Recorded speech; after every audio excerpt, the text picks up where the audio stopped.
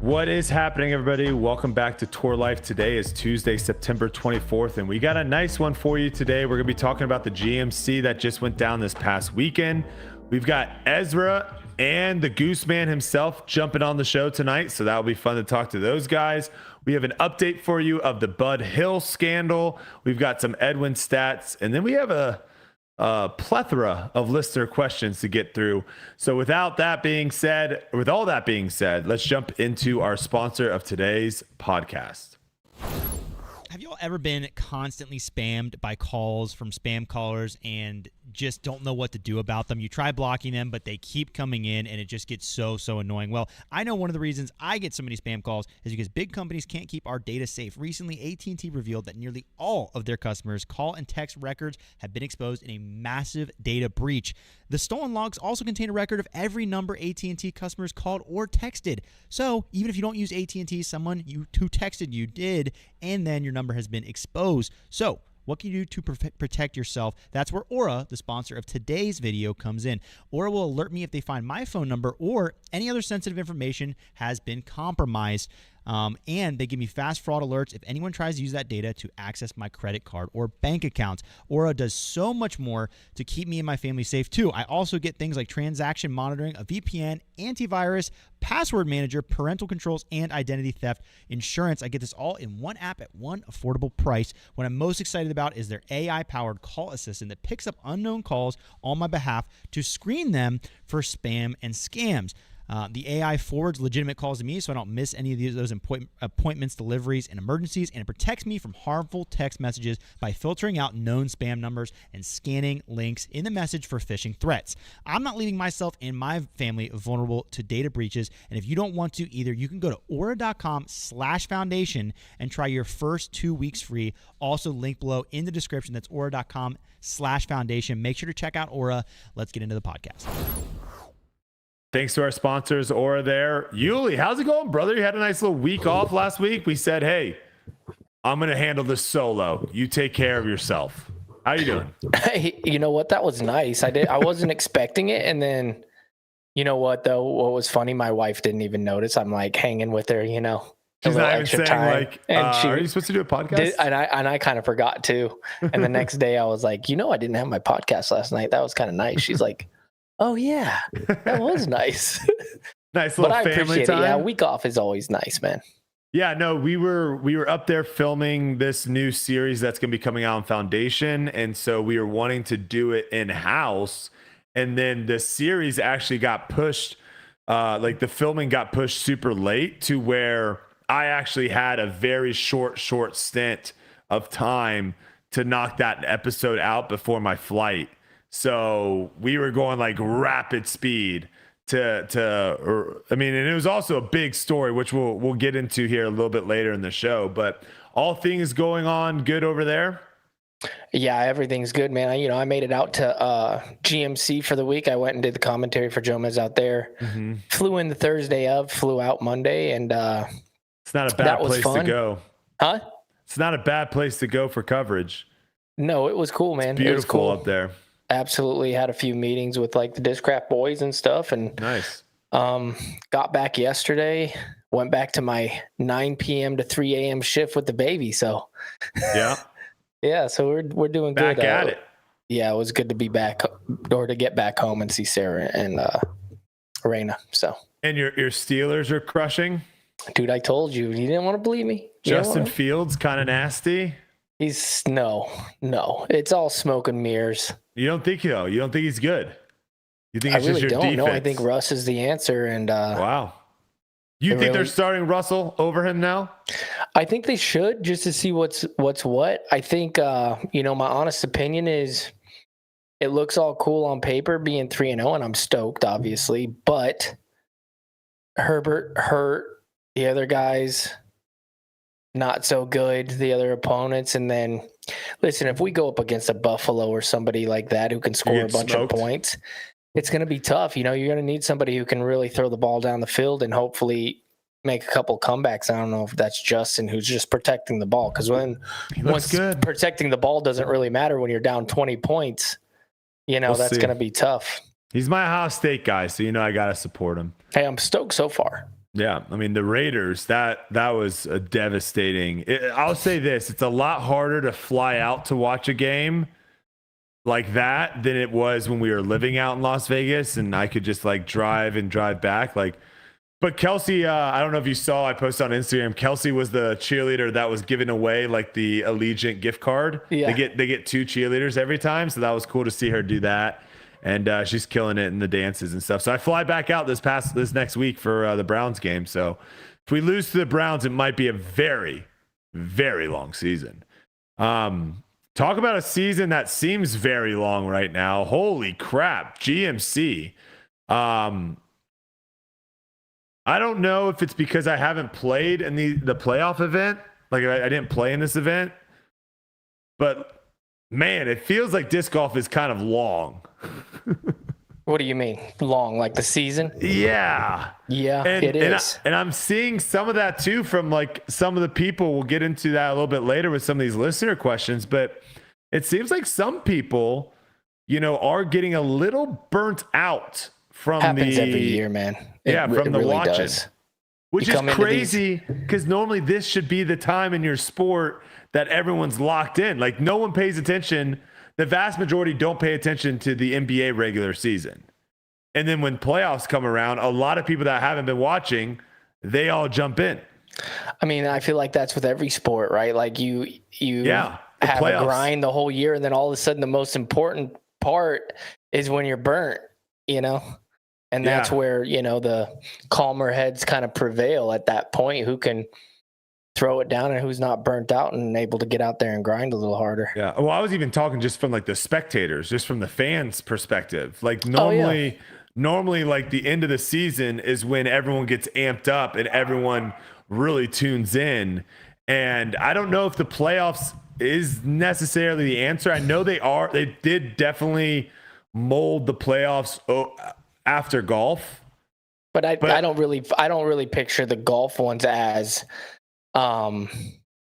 different than the regular events in the year. I love watching golf, but watching a playoff event from something else doesn't really get me that hyped. When it's a major.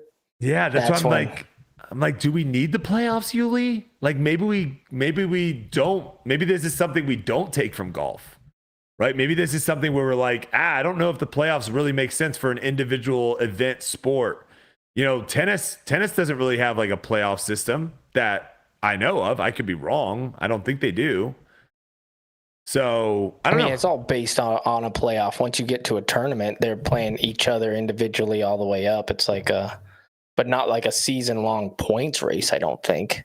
Yeah. I don't know how I feel about it. I was just surprised. I was surprised with how many people are like disinterested right now in disc golf, where the majority of other sports, this is where you get actually people that you get a lot of bandwagoners, right? People that, hey, you haven't watched them all season and now you're just jumping on, paying attention to them during, you know what I'm saying? Like you get a lot of that.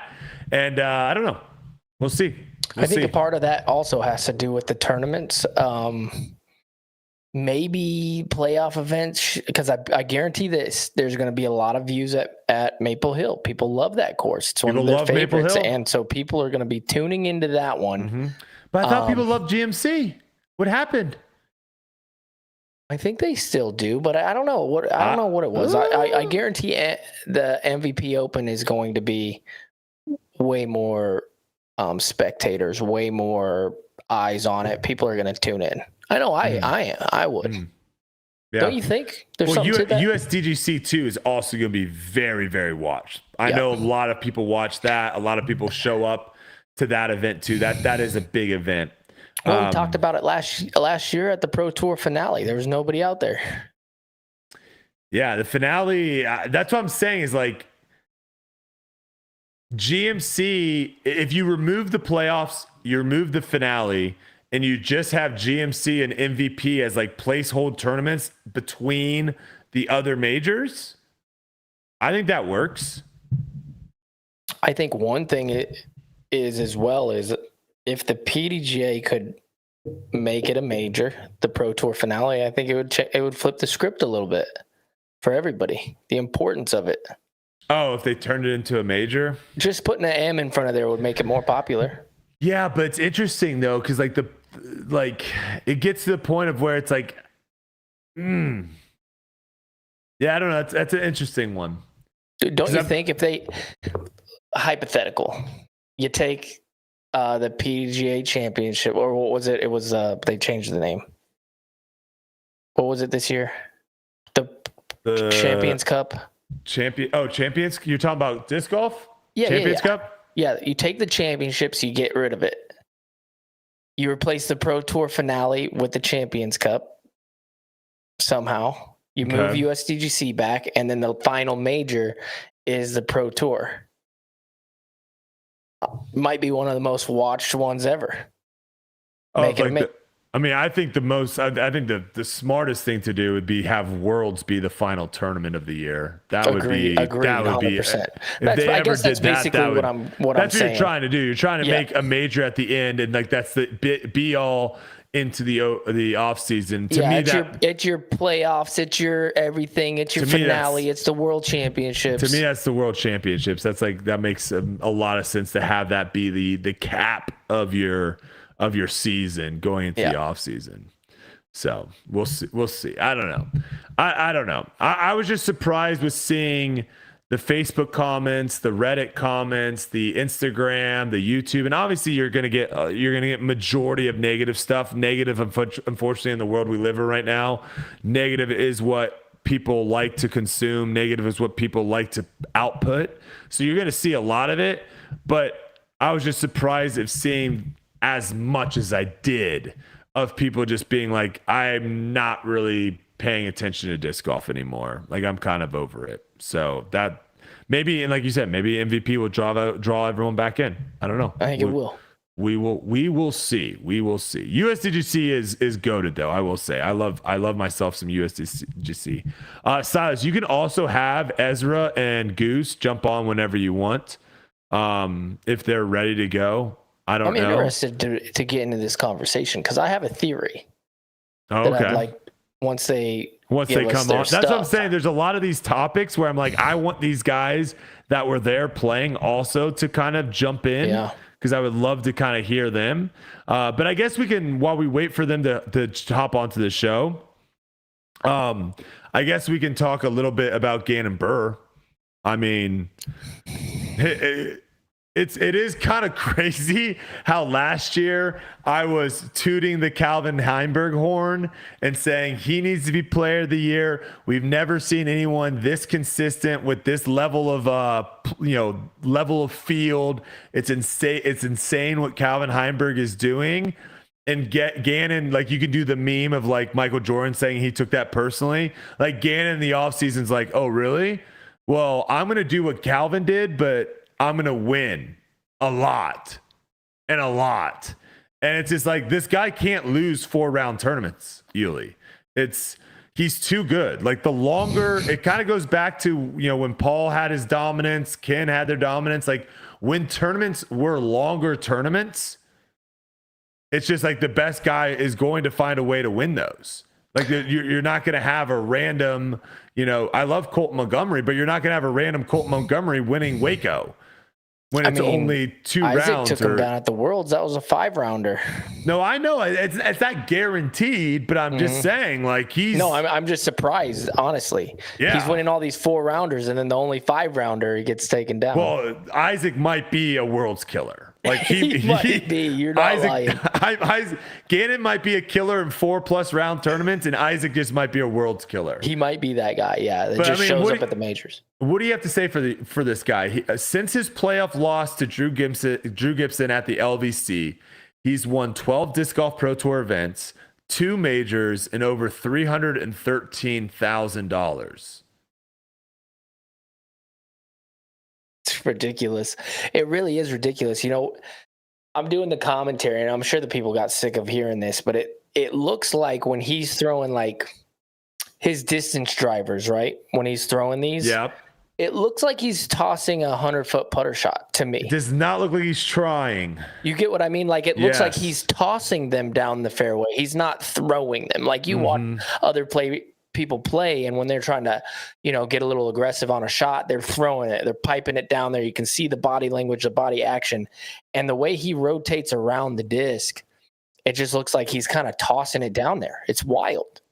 Yeah, it kind of goes back to like what I said a little bit about like putting, and what I've said a little bit about like upshots is like, if you try to do your full motion and try to throw it 100 feet, it's really hard to be accurate versus like taking a smaller reach back, like condensing it down. And now obviously he's not throwing a condensed shot, but it doesn't look like he's having to put a lot of effort into it. And you hear a lot of guys, even people talk about like golfers too, where like golfers are never hitting 100%. That's kind of a lie. Like a lot of times people are like, I'm only throwing 60%. I don't think those people really actually know math. Like, do you realize 60%? Like, if you can throw 500 feet, do you realize 60% is very short? It's 300 feet, Yuli. I think we like, all no, throw you're not it. throwing 60%. I think we all throw it between like 90 to 95 to 100%, and then you have an extra gear to try to get it to go a little, like 101. Well, let's talk about people that don't know anything about throwing 60%. Let's bring these guys on. Aaron Gossage and Ezra join the show. What's up, boys? How are you doing? What up? Oh, there we go.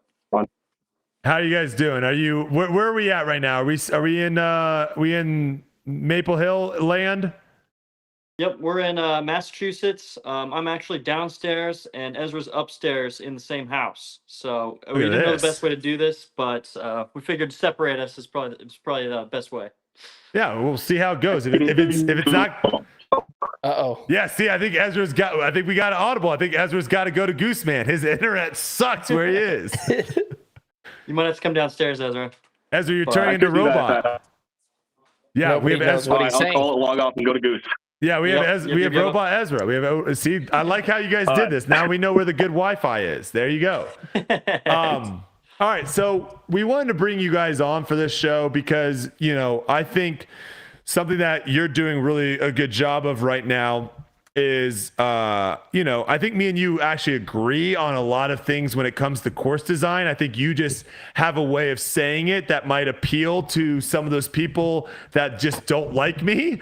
So a lot of stuff that you're saying in your guys' practice round is resonating with a lot of people. And, I think Ezra had his press conference and some people were kind of cherry picking some of the things Ezra was saying during his press conference. So wanted to get you guys on here to kind of just talk about the courses first and foremost at GMC, because it's funny. We hear, on occasion we hear these courses are too hard, too much artificial OB, and all of a sudden, like the next week we go, these courses are too easy. What are we doing? So I think people are always going to complain, but what is your guys' take? Let's talk about a little bit of GMC here. So I'd like to point out there first that one of the reasons you just hear people complain is because you just get that perspective. So many times you have people that are like, oh, this course wasn't too easy, but that's not the person you hear. You never heard good things about courses usually. So you'll hear the people that are like short throwers complaining about how long it is. And then when you get to the course that's too easy, you have people complaining about how it's too easy. So no matter what you do, you're always going to have people complaining. So that's good to point out. For me, my biggest issue is I just like playing golf on all 18 holes. And so the biggest thing I'd like to point out about, especially Fox Run, is there's 2 holes on that course that average like 2.1, I think. And I would say that the top like 40 players in the field birdied both the holes every single time. So basically, you're just taking those 2 holes and getting rid of them. So instead of playing 18 holes of disc golf, you're only playing 16 holes. And then those 2 are just a wash. You can just chop them up, you can throw them off the course, and we're only playing 16 holes. So now it puts extra pressure on those 16 holes because that's the only place you can make a difference. You can actually gain strokes on the leaders. So the too easy of the course is not one of my favorite things. And especially since we had super calm conditions, no wind, it made it really easy to shred. So that's kind of my take on that. And I'll First of all, it wasn't that easy to shred. Okay, it was only easy for Gannon to shred. It was not that easy of a course for me. But I think everything Goose said I agree with. I personally like to play on more difficult courses as well, which is kind of what we get here at Maple Hill. Again, not my favorite course of this course, but it does have the chance of, if you do have a round where you slip up a little bit and have some bad shots, you can actually make up for it on the other holes and the other rounds. Whereas if you get one bogey, it feels like on, at the Brewster or Fox course, it feels like a huge setback, which is tough to get back. Yeah, I think a lot of times we only look at the top leaderboard, like the top guys that are playing well, and we're like, oh, these guys are shredding. This course has to be too easy. Right. And it's like, at the end of the day, like if you're struggling putting, if your throws are a little bit off, like these courses will punish you. But we are seeing a lot of, just the fact that Gannon could have shot 18 under that one round, it's just, to me, it's like, I don't know, like some of those holes you're like jump putting your second shot, like it makes it to where you can throw a bad shot and still birdie, where I think I would love to see courses where it's like, if you throw a bad shot, you have to think like, do I want to put myself into potentially a worse chance of getting a par, or do I just play for bogey for safety? Like you throw a bad shot on a lot of these holes, you're still throwing and maybe getting a birdie, So I think that's the thing. What you were talking about, Aaron, with those two holes of where it's like everyone's getting a birdie. There's also a lot of holes out there where you're either getting a birdie or a par. You're not walking away with a bogey. And to me, it's just like it's a little bit of less intrigue when you're seeing that. Well, honestly, I feel like it's almost not an issue though if that's what people want to see. I think it goes back to the fans and people. If people want to see it, that's really where like the money comes from. That's where the sport's going to grow. So if that's what everyone tuning into DGPT wants to see, then fine. I agree. I got to assume that's not that exciting to watch. Right. We're taking this from a player perspective, but it is really important to keep the fans in mind. But from the player perspective, there are two things I'd like to point out about those courses. The first one is it's very simple to kind of like look at the course statistics for courses like that and see what are good holes and what are not as good holes as far as the scoring separation goes. And it's such a good example where I think most players will tell you that hole 16 on Fox Run is an awesome hole. Okay. It's got great placement, good punishment, good risk reward, a lot of really good things about that hole. And you can see it in the separation where it's almost like a 33, 33, 33. So like a third of the players are getting birdie, third of the players are getting par, third of the players are getting bogey or worse. And I would love to see course designers take those statistics that they see on the course and then try to change the holes in a way to get better separation. And it can be different. Par fives especially, you can have some eagles and some birdies, some pars, and not as many bogeys. You know what I mean? You can switch it around a little bit, but just trying to get away from that like 85% birdie, 15% par. A good way of even saying it is there was many aces as there were bogeys on hole 6 that second round. That's tough. That's wild. That's a crazy stat. That's a crazy stat, Yuli. One of the things, though, that you got to take into account, especially for this tournament, it was like the best players that we have. Like you didn't have you trimmed all the fat. Let's say that's probably not the best word for the rest of the tour, but no, I'm pretty fat. It's fine. You have the best players. The statistics are going to be wild. And what I noticed about GMC is the scores that were being posted at Fox Run were mind blowing across the whole entire field, right? Like 8 under was your average or something. The first day you had like, I think it was 19 double-digit rounds. Round 2. 19. Now, I'm sorry, but in years past, you shoot 10 under and you feel pretty good at Fox Run pretty much.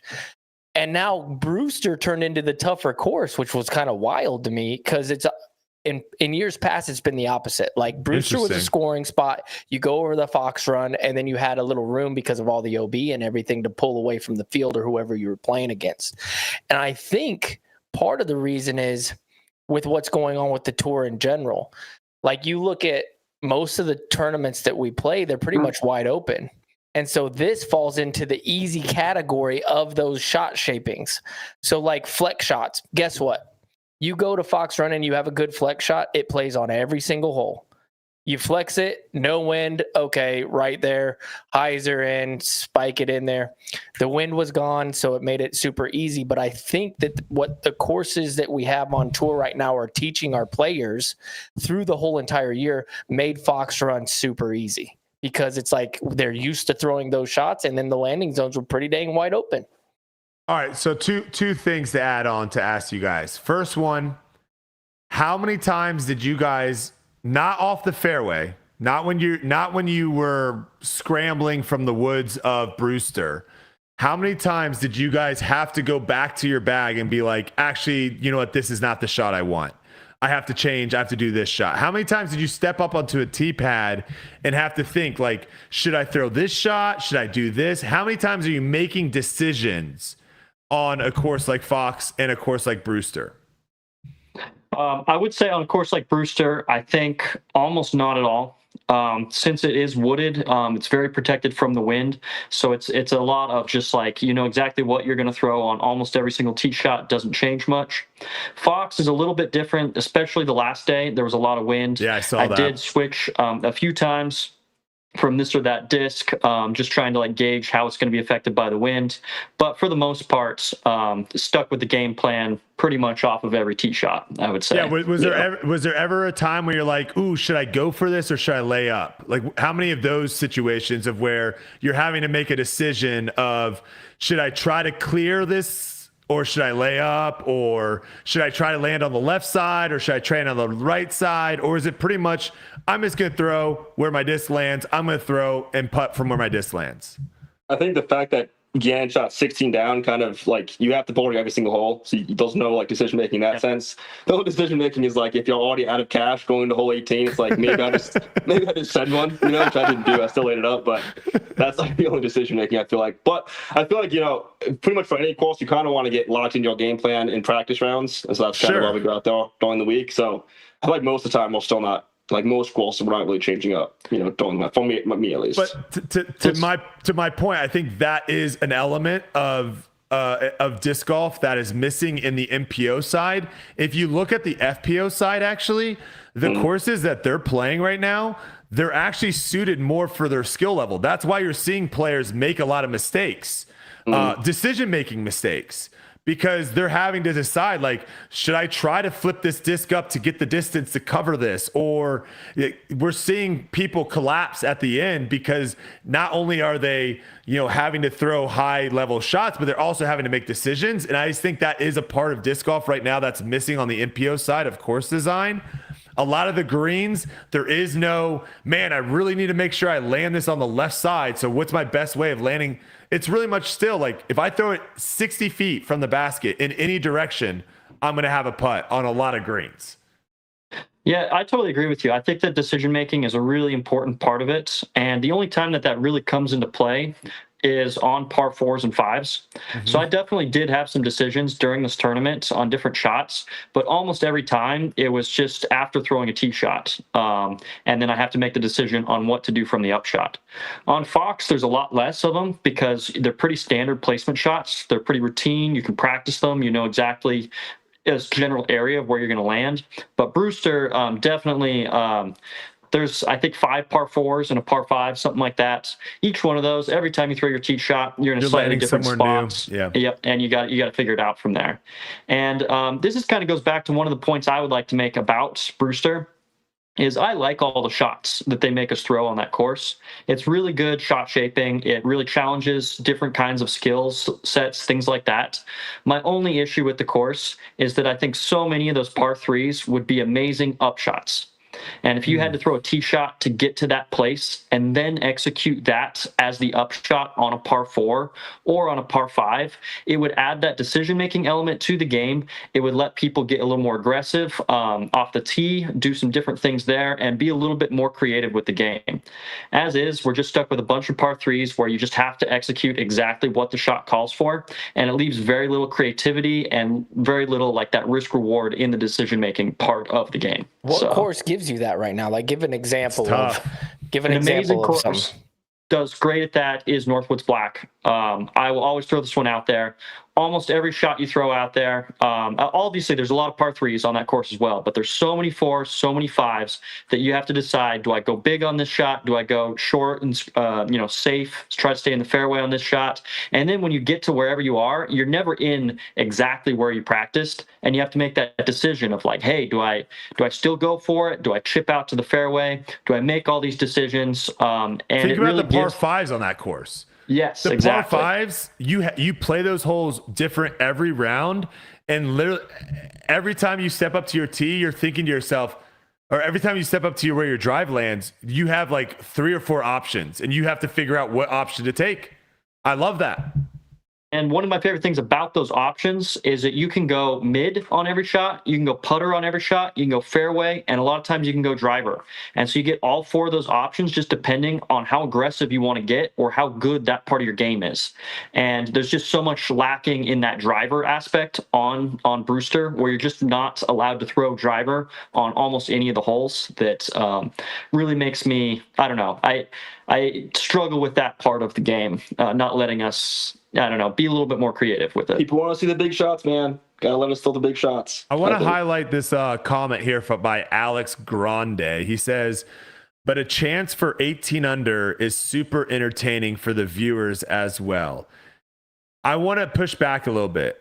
I think this is very perspective. Like this is a lot of perspective.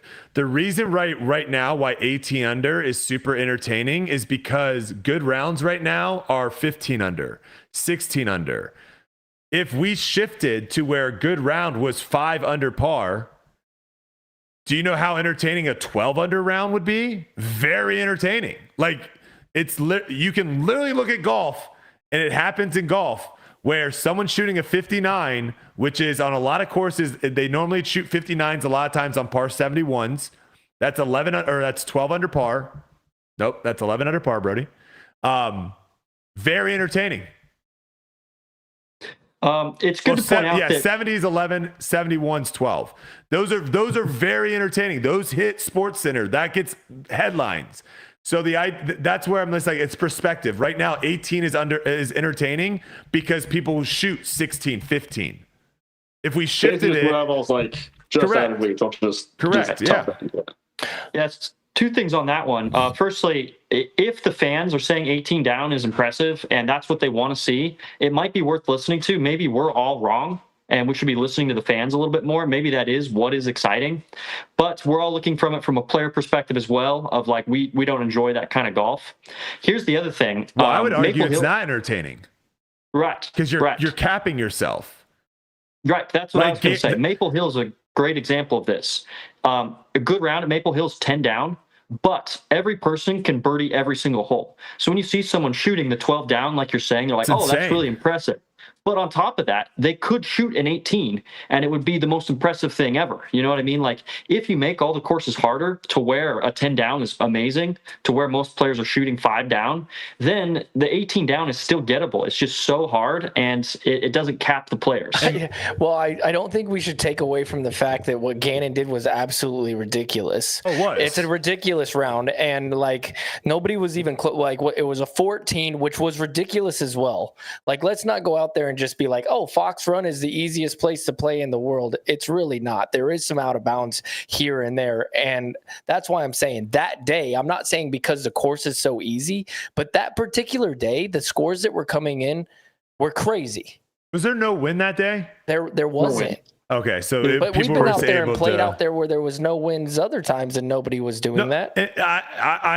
Gannon is by far right now the best player. That's why when there's no win and the scoring is the best, he's still able to separate. That's also my point. It's like I'm not saying that, but what I am saying right now actually is the easier the courses you make, you actually kind of lose how good these guys are. Right?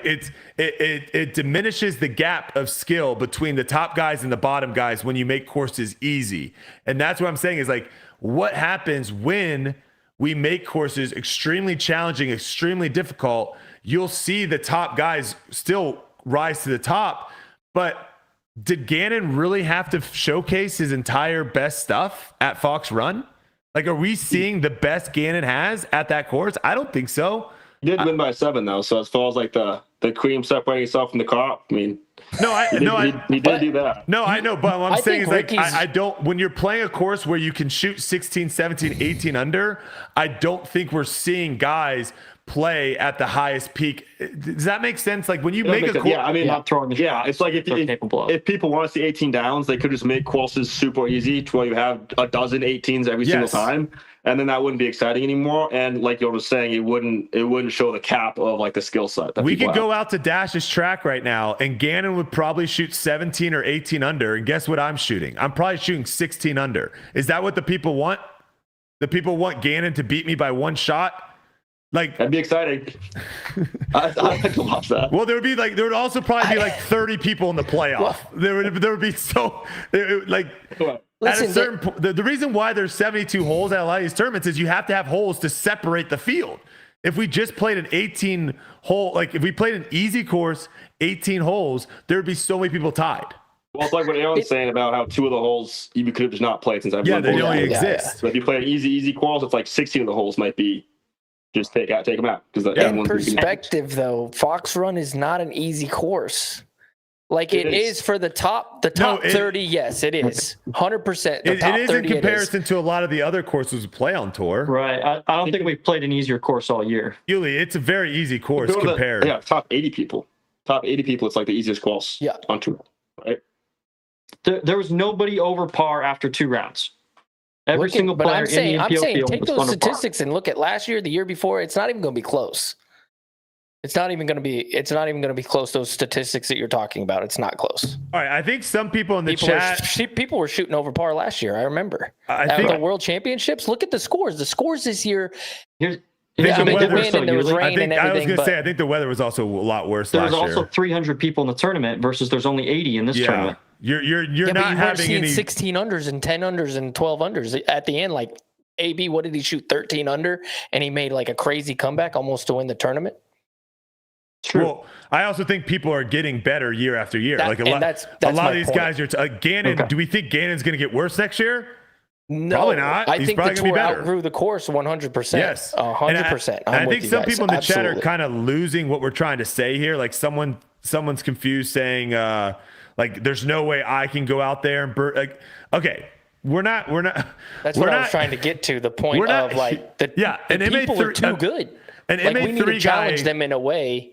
yes, Like this course, you throw a B tier out there, the greatest course ever and the hardest course people have ever played. You get what I mean? But the skill level that these guys have in the tournament is unbelievable. They outgrew the course. It's gone. Yeah, and that's I think all we're trying to say is at a certain point in time, there's going to be a couple people that can shoot 16 under.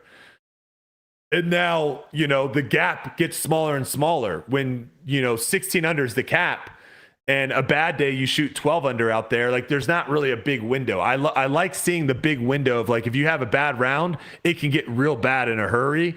Like USDGC, I think does a great job of that. I think we're going to see the lowest scores we've ever seen at USDGC this year.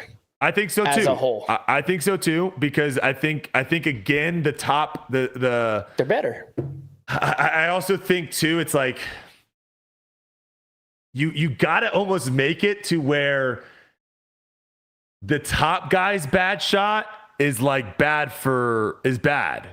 Where right now, I think a lot of these courses, they have it to where like the average guy's bad shot is bad. Does that make sense? Yeah. Like they have to kind of make the courses to where the average guy goes out there and goes, this course is way too hard. It's like, well, good. We're not worried about you. We're not designing the course for you. We're designing the course for the top 20, 30 players, and you need to get up there. And I think right now that's maybe what's happening. A course. Does that make sense, guys, of where for sure. Gannon throws a bad shot, he's 45 feet away and he has a birdie putt?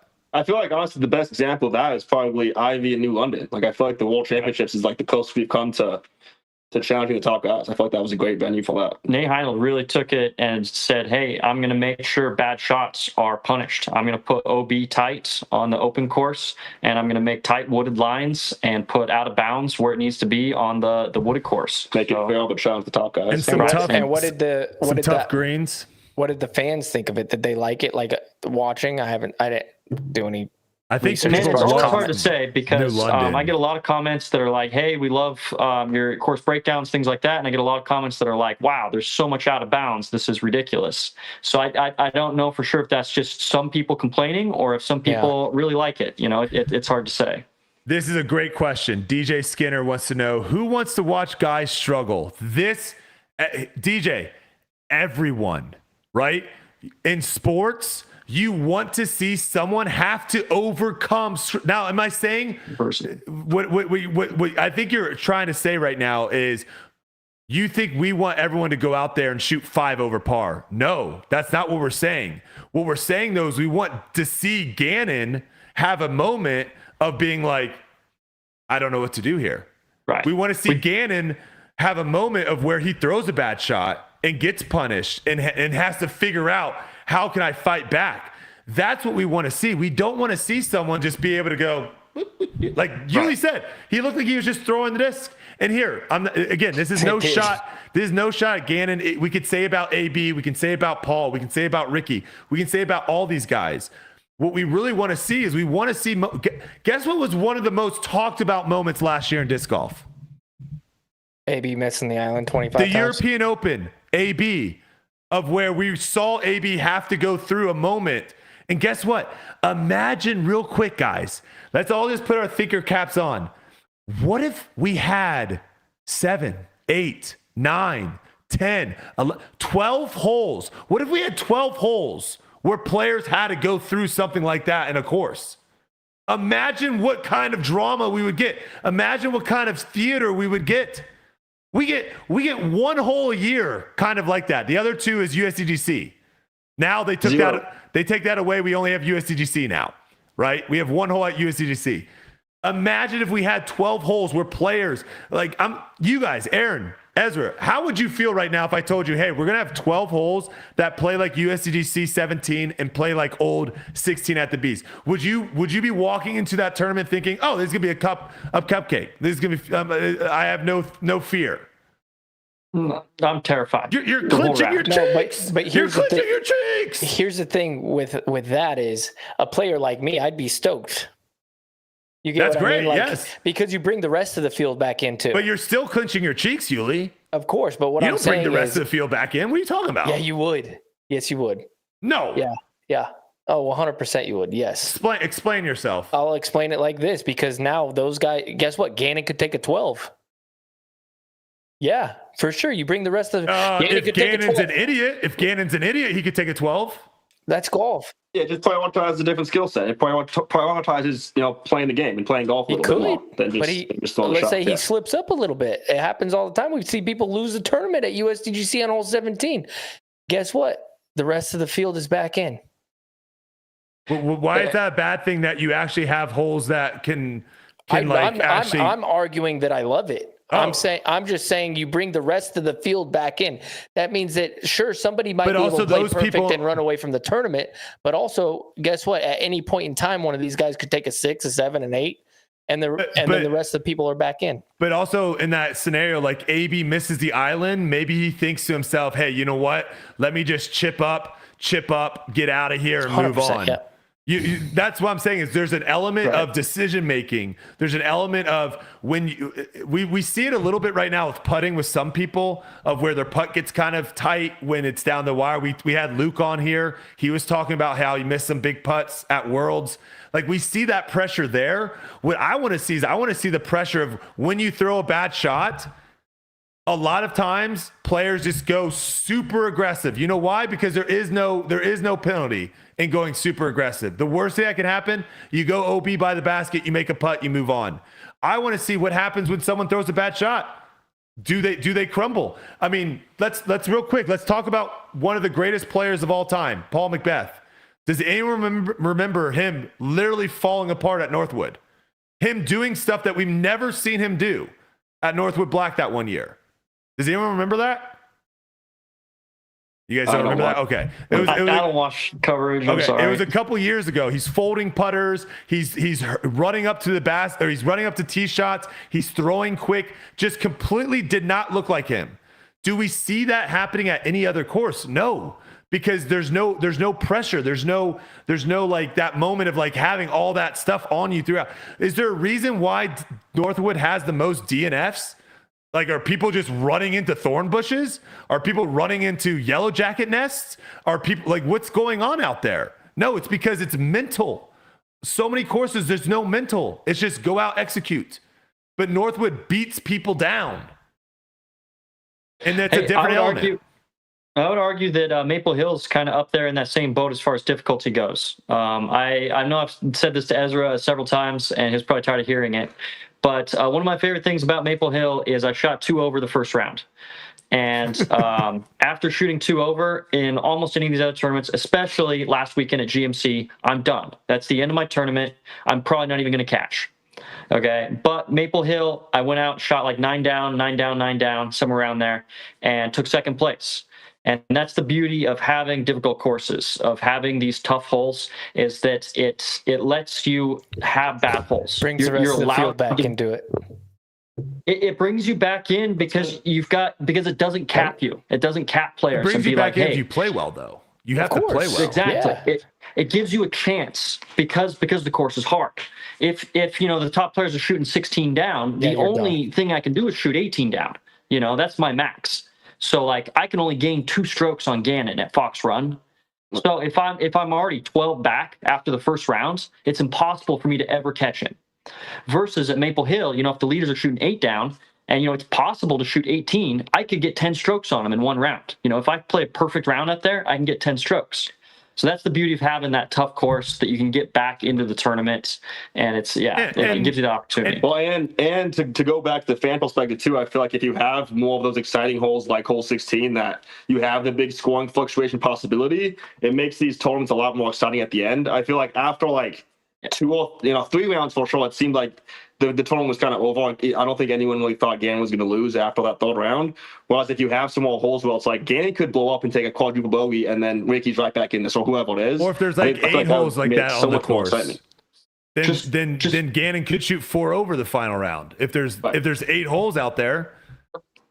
Just think about him on USDGC, okay? If for instance, he's 5 strokes back going into the last 3 holes of USDGC, we're not saying that the tournament's over. Correct. We're saying that anything could happen, We still got, separator, you could easily have a 2-stroke swing, 16, 17 could be 8-stroke swing, and then 18, easy 2, 3-stroke swing. So, I mean, if you have those holes there down the stretch, instead of being like, oh, the tournament's already over, we can all go home, we're like, man, it's still a nail biter. People want to watch. They want to see what happens. Yeah, and I think there's going to be people that are going to agree to disagree. This guy, James, says everyone is playing the same course, just birdie everything, stop complaining. James, we're trying to make the 2-hole battle here. I don't think complaining is a pretty. Yeah, James, I'm going to throw. I think if we had the tournament at Dash's track, I think no one would watch it, James. No one would watch it, because everyone's going to be shooting 16, 17, 18 under. Every shot is less than 200 feet. And like, obviously that is a very drastic change what we're talking about, but you have to see that certain tournaments are more popular than others because of holes. Holes are better. They're more exciting.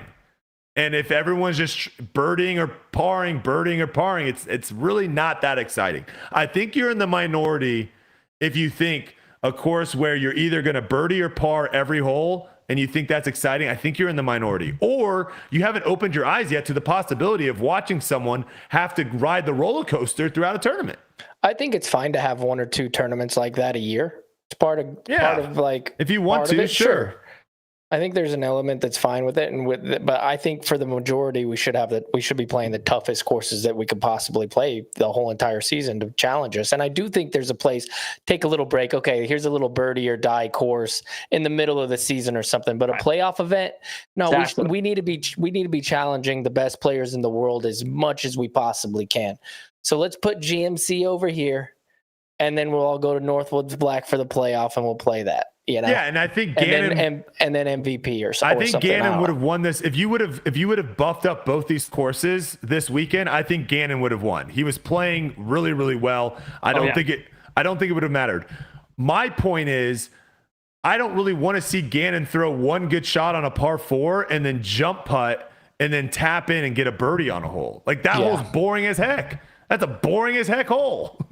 I think last year did it really well. They had D-Glow as the first playoff event, and they had MVP as the second.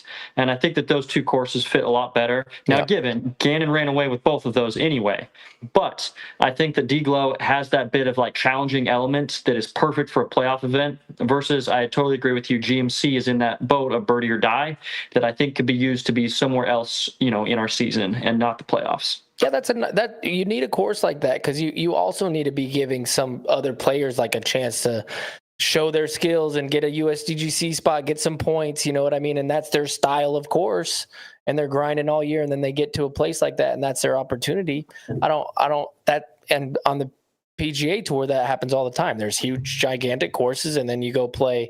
I forget where it was, but you have to shoot, 10 under, 8 under, 7 under around. Yeah, there's a couple courses. Yeah. Okay.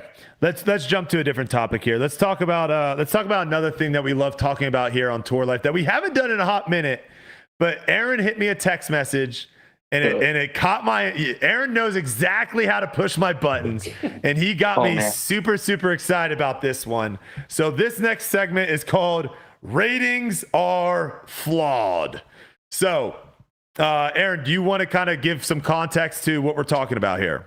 I'll just throw it out there. I think this is the most blatant way I've seen this in a very long time that shows the exact flaw in the rating system, in my opinion. And that is, if you look at round 2, the one we've been talking about at Fox Run, the exact same score relative to par, which I think is the exact same score in general. Yeah, so the par, I got the numbers here to help you out. Okay. The par is 63 for both the FPO and MPO. The MPO plays, so it's the same exact par. MPO plays 9,510 feet. FPO plays 8,425 feet. So it's about 1,100 feet shorter of a course. Almost 10% shorter of a course. 10% shorter of a course. And then on top of that, FPO ratings were higher than MPO ratings. So if you look at every single first round that was shot by FPO and compare it to the exact same score, same under over par to the MPO rounds, the FPO rating was higher than the MPO rating. And I think it's just a perfect display of, in this case, the FPO course was easier. We can say it was 1,000 feet shorter. Some people may say that it was harder, even despite of that. But Anthony shot like 11 down. What would be the argument that it's harder? I don't know. I think someone will come up with that. I don't know how you would get there, but in my mind, the rating. No, because the rating. Clear, right. They rated higher, so it must be more difficult. But in my eyes, it's clearly easier, and it rated higher. And what that shows is that the rating system is flawed because of who is actually in the actual rating pools. And to expand on that, the main reasoning for that is the difference between first and last in ratings in MPO is somewhere about 1050 all the way down to almost exactly 1,000. I think that was the difference, about 50 points between the highest rated player in the tournament and the lowest rated player in the tournament. And the difference is in FPO, the highest rated player in the tournament is like 990, and the lowest rated player is like 870. So you've got over 100-point difference. And because you add those two things together, you get better ratings on the same course. Well, what's crazy to think about is this. Those are ratings based off of their field, right? But that ratings should just go across and be equal across everything, right? That's like the goal. So yeah, well, the idea right now is they're saying that 1,000 rated Kristin Tattar is equivalent in skill to 1,000 rated MPO player, and that's definitely not true. AB goes over there and shoots 11 under on the FPO course, right? It's 1030 something. That's the equivalent of shooting 10 under par on the other course, right? Yeah. Wasn't it like nine or 8 under was like 1030 or something? It's showing that it was close to almost a stroke harder is what the ratings were showing. That the FPO course was a stroke harder than the MPO course. It doesn't add up. Yeah, and so for those that are maybe, because we do have some new people that pop in here every once in a while, the issue with ratings and why we're talking about this still is they still use ratings to get people into tournaments. disc manufacturers still use ratings to pay players. So ratings is still a major thing in the pro scene. Whether hey, hats off to everyone that stopped talking about it. I don't know if it's me telling people that they're lame for posting their rating updates as a pro, but we're not seeing it nearly as much as literally when I first came into it, everyone was posting their rating update. Every pro was almost posting their rating update. Now it's very rarely used. So we're making a slight change, but it's still a major part of the pro scene in the kind of behind the scenes stuff. And I just want to show people, like, the reason that ratings don't work is simply the idea that you can have 20 guys show up, and obviously in this state you had 80, how many people were in the field for the MPO? 80, 90? 88. You had 88 guys show up, play in perfect conditions. So there wasn't anyone that was like blowing up and having a bad round. So everyone played good. The fact that everyone played good hurts the ratings is crazy to me. Yeah. That shouldn't matter at all. You shouldn't need people to play bad to make your rating go up. And on the FPO side, and this is why I've always said, if you want a good rating, don't go on tour. Going on tour is a terrible place to go good rating. You want a good rating, play a local tournament that has a lot of OB and is going to have a lot of players that are not good at disc golf in the tournament, and just don't throw OB. Just play safe and you'll get a good rating. That's the easiest way. But on the FPO side, you have people that make the course look a lot harder than it actually is. And that's why their ratings are a lot higher than on the MPO side. So I think this was a good point to show up, Aaron. A course that's over 1,000 feet shorter played a stroke harder based off the ratings. And for that, I'm out. I'm out on ratings. One other thing I would like to point out about how that rating system kind of works is that a lot of times you'll have a course where there's a lot of out of bounds, like Fox Run. But when you play in ideal conditions with all these players that can throw 500 feet, it's really easy for almost all the players to throw inbounds on almost all their shots. And then if you play the same course, a great example of this is also Fountain Hills. Also known for huge, great ratings, things like that. If you play the same course with some players that don't throw quite as far, they can't throw the same like hyzer lines, the same very predictable shots. They have to throw more flex shots. They have to throw more things like this. And I think that there's not. I think that the course for the FPO players plays pretty far for them in general. Mm-hmm. I think it's a kind of a longer course for FPO, just as far as their tour goes. And so a lot of the shots, they're struggling to stay in bounds because they have to throw these big flex shots. They have to throw these very precise things and keep it between the flags. And that really improves ratings because the players at the top are all staying in bounds. And then the players down farther into the field are going OB drastically.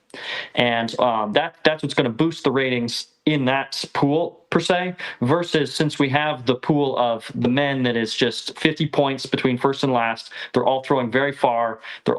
They've got the shots that make those shots very simple, and we're staying away from the out of bounds mostly. That's why we have such, I don't know, deflated ratings in that same pool.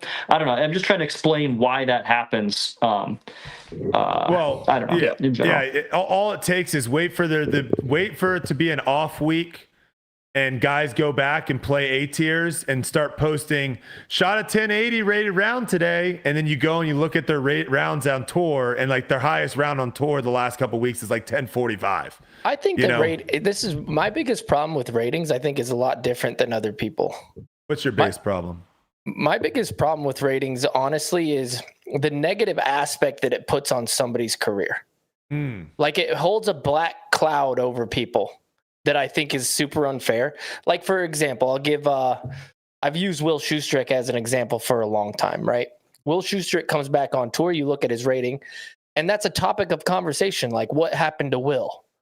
He's 990 or something, right? 1,005 rated, and he was this U.S. champion who won 3. Like, how in the heck can we have that visual of him in the now and not, like, for example, if we see Jim Furyk, shot in the 50s twice, U.S. champion, right? You see him on the range, you go, that's Jim freaking Furyk. Yep. It doesn't matter what he's doing now. Well, obviously, who cares? it puts a negative cloud over like a Will Schustrick, right?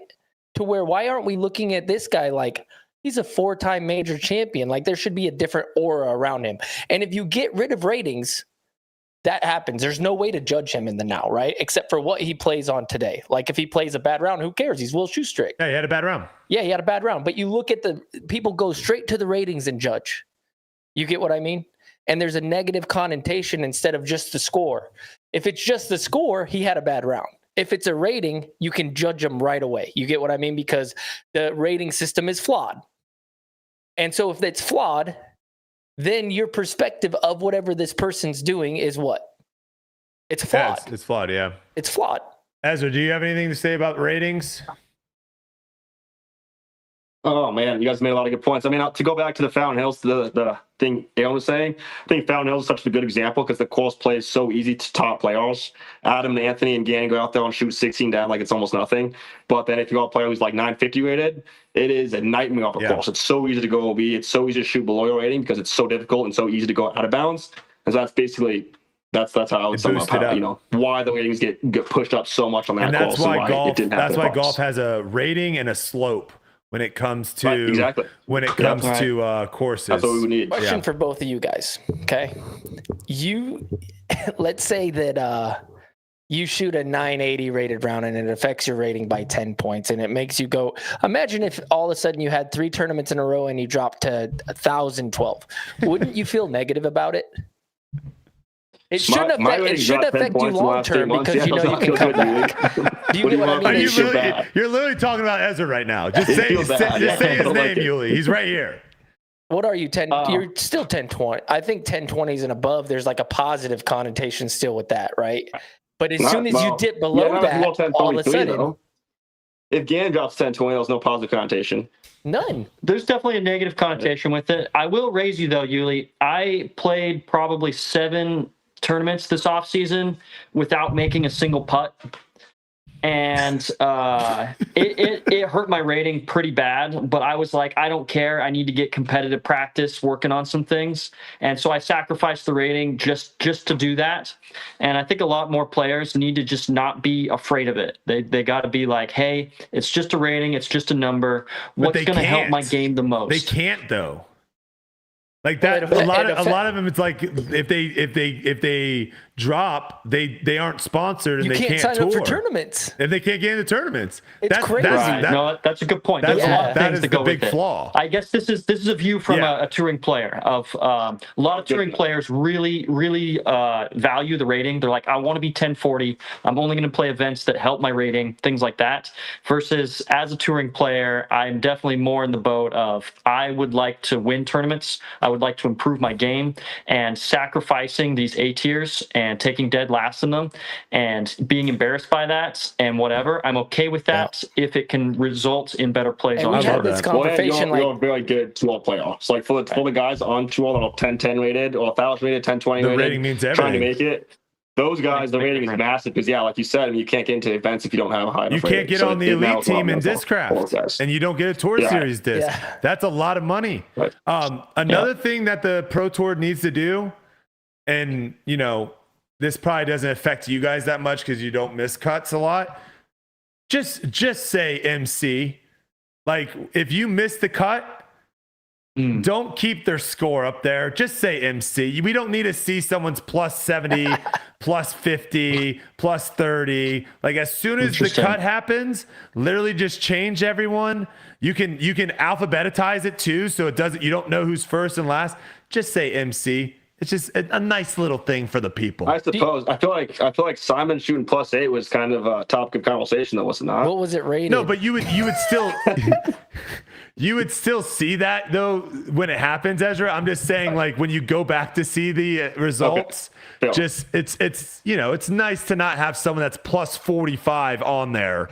Right. That's a good point. Do you think that the rating also takes away from topics of conversation of what the course actually does?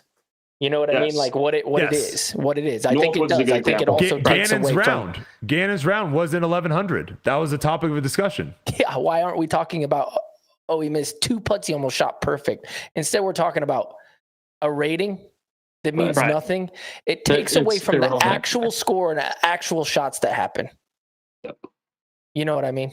I don't know. So I'm just going to throw this out there. I'm sure you guys have talked about this before, but I think it was such an easy fix to a lot of these problems we're talking about. And that is for PDGA, hopefully, to do this. But if not PDGA, I think Statmando could super easily do this.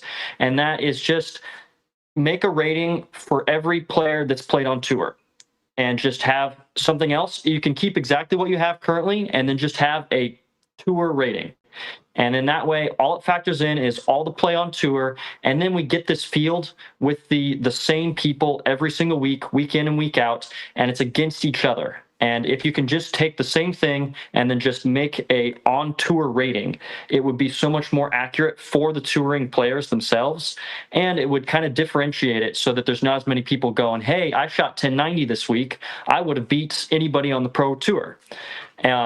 It makes it its own thing because the tour is its own thing, and we have the opportunity since all the same players play the same tournaments every single week. Just factor that by itself. It should just be a tiny little bit of coding, and you can just make it happen. And we've got a good metric for how players are playing on tour. It basically be a I'll stat one up you. of How the about we average just player of each player as opposed to the ranking, which is more top end. Yeah, it'd be very similar to just like your average score stat. Yeah. is I got what an it idea. was How would about we be. just get rid of the ratings for the touring players? Yeah, I like that too. I'm just saying that so many people off tour love the tour, the ratings for touring players. They really do, and it's hard to right. It's hard to say, hey, get rid of them because so many people really enjoy it, and it is a metric for them to be like, oh, so and so played this European event, so and so played this American event. Who really actually played the best between them?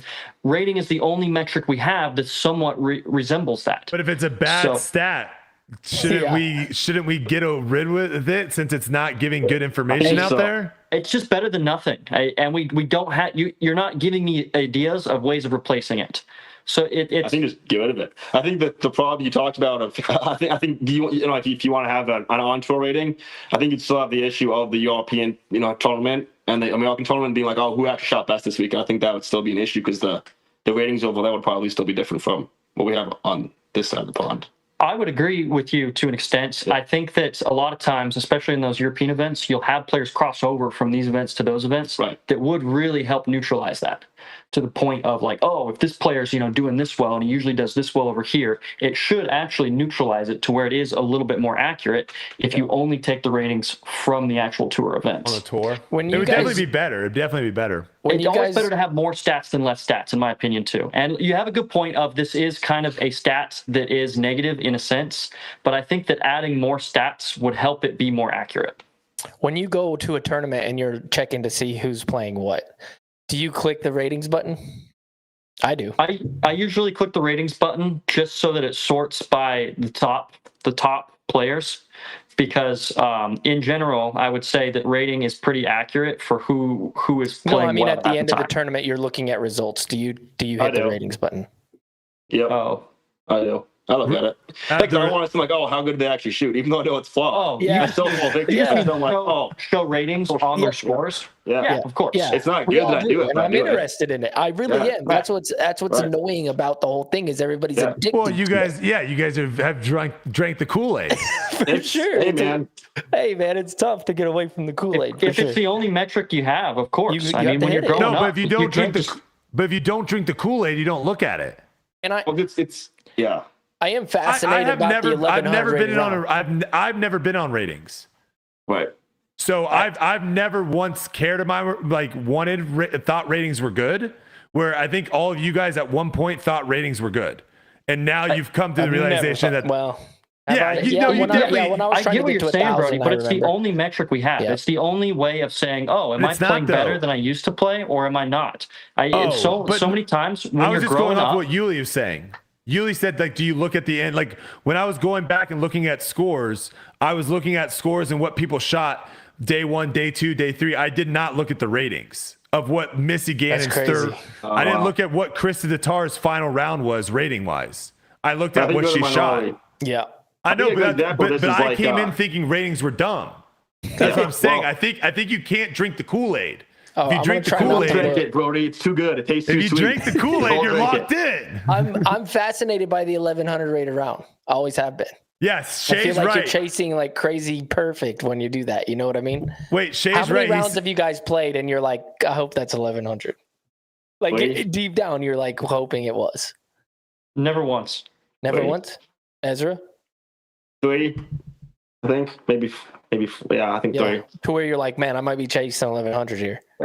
Yeah. Let me tell you, the best round I've ever played, highest rated round I ever played, AB shot 17 down that same round and shot the highest rated round of the year. So, I mean, it kind of all is relative at that point. I stand corrected. There was one round that I cared about ratings, and it was my first rated round, which was a league out in California. I had to shoot 920 or higher, I think, to be able to get into Waco like literally a week or two later. Oh. So that was the only one that I was like, I have to See, they get you with those things. It's just like they I make still it so thought it was important. stupid. I still thought it was stupid that that someone off the street, Yuli, could just walk up, play one round of disc golf, and then enter into a pro tournament. Do you know how silly that sounds, Yuli? Oh, yeah. That's crazy. I also did it at a league, Yuli, a league. It wasn't even a real tournament. Oh, brother. Okay. Alden Harris uses a medium salsa lid as a. Pretty fun to see. He said he's always done this. I've played with him. I've never seen him do this. You've never seen that?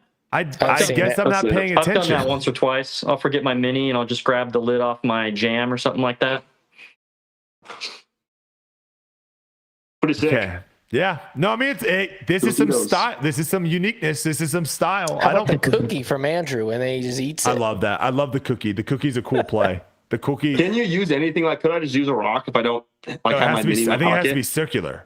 It has to Right, be there's- the right dimensions or something. But you could use a rock if it's the right dimensions. Yeah. Like a The one skipping that's always stone. weird for me is the can of chewing tobacco or something like that, where it's like you're using a can of a substance that you're not allowed to use in the tournament as your marker. I don't know. It just feels weird because it's like I don't know if anyone else has ever thought about that, but I'm always like, that's kind of weird because you're I've not never allowed seen to the chewing use that. tobacco. Well, Zins. I think people use Zin. You know. Right. Right, Yeah. a Zin can.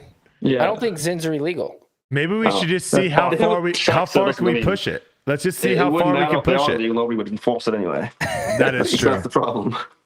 They do care about place of pay. That place of Here's a pace question, of though. play. A couple times I've like broken my mini and like snapped in half.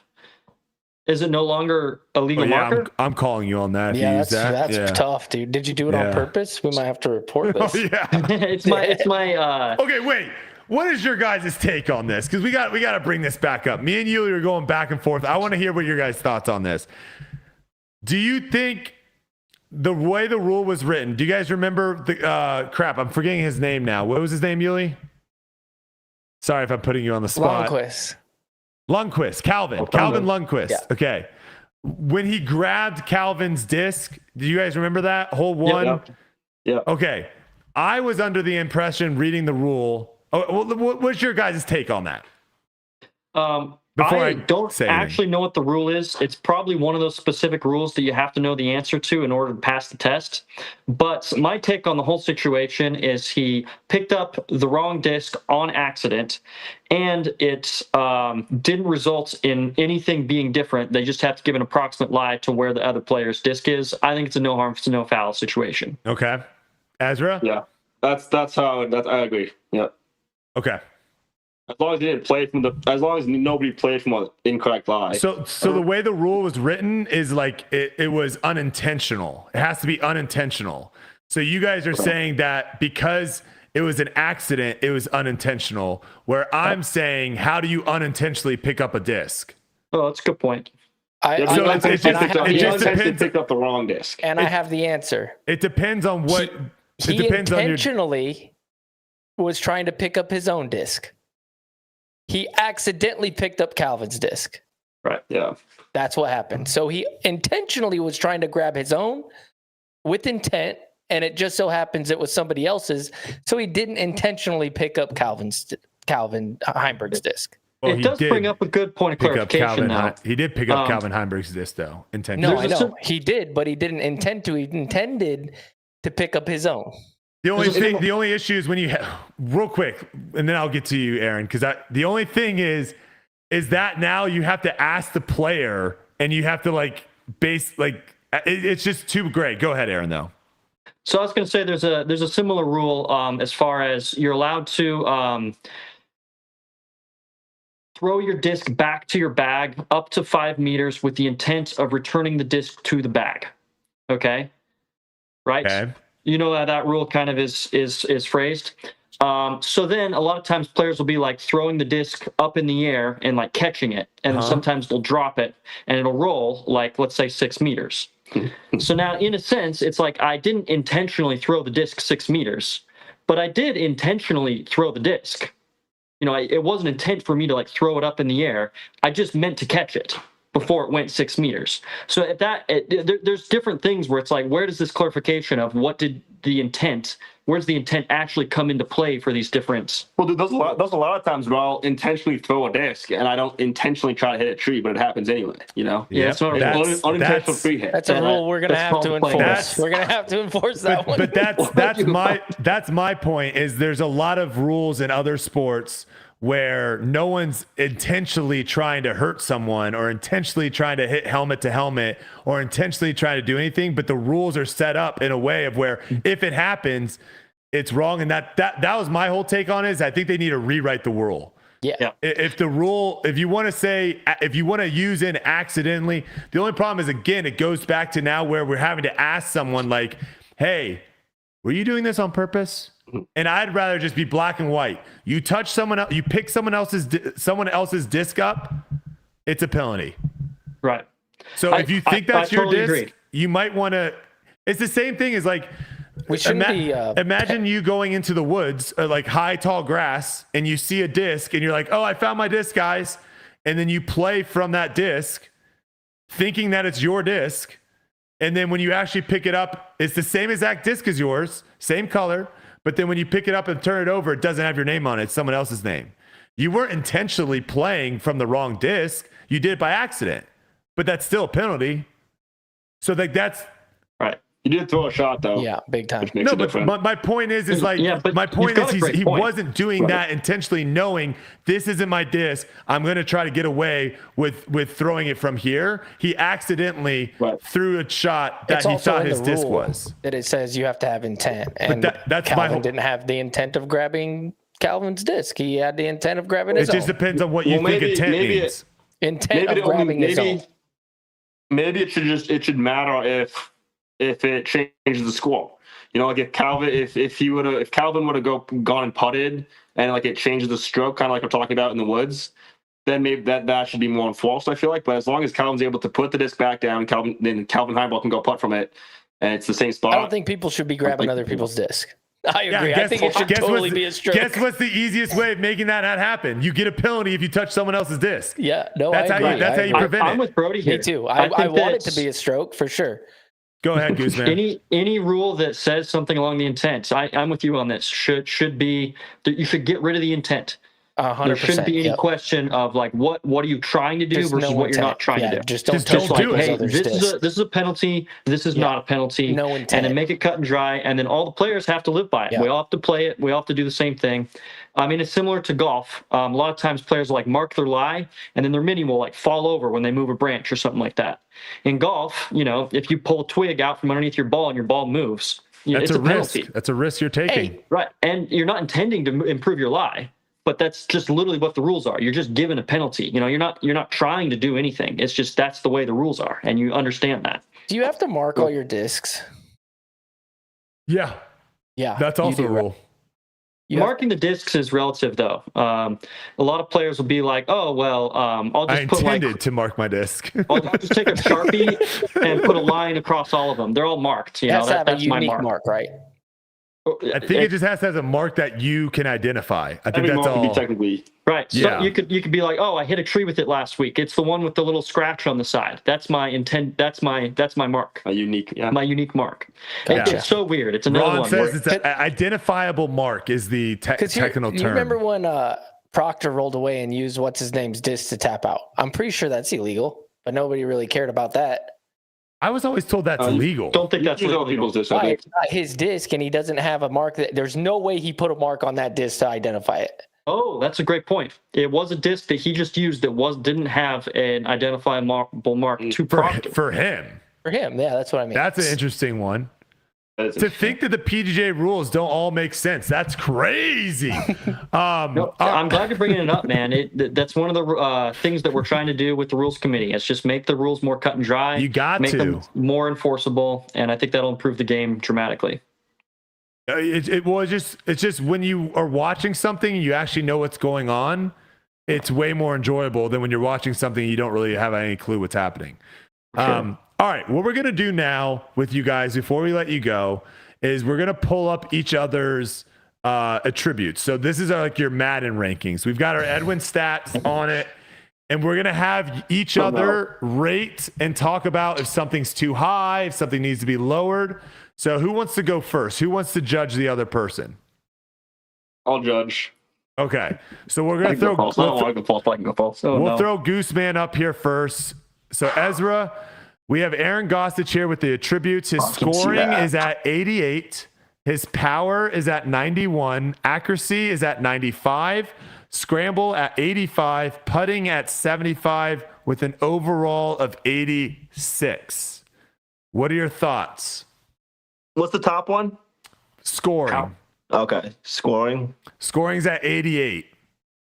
Yeah, I would say scoring. Yeah, that's probably seems pretty good. Power Attributes, 91. attributes, whatever you want to say. Tomato. I almost need to like see other people's stats to compare. You know, like is 88 like insanely high, or is that like pretty average for? You high. gotta get just relative to my other stats, man. Well, Yeah, I think let's do other stats. I feel like everything. Well, I kind of think makes sense. Gooseman's going to have a little advantage because he's going to see his stats and then see your stats. I can't really think Bill 85, Campbell game, to be honest. Ezra, 85 is tour average on everything except for power. 85 is tour average on everything except for power. Okay, well then I think scoring should be higher than 88.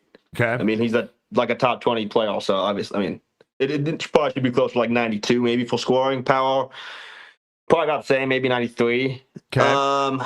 Accuracy, what's that right now? 95. 95. That's pretty spot on. I think that's the best part of his game. Scramble, I don't know your scramble game. I don't pay attention. I feel like it's got to be good because your forehand's so good. I've got a pretty decent scramble game. I just don't. But the backhand, the biggest part of scramble, I'll always say this, is making putts. long putts. Yeah, you have Making to long make putts. is the thing that helps out your scramble game more than anything. Also, So, if you don't your throw a putting is B, pretty good, if you but- throw a yeah. B, your scramble's going to be trash too. And the scramble's at Good point. 83. That's probably decent. Not going over Scramble's is one of my better 85. stats. Scramble's 85 right now. Yeah.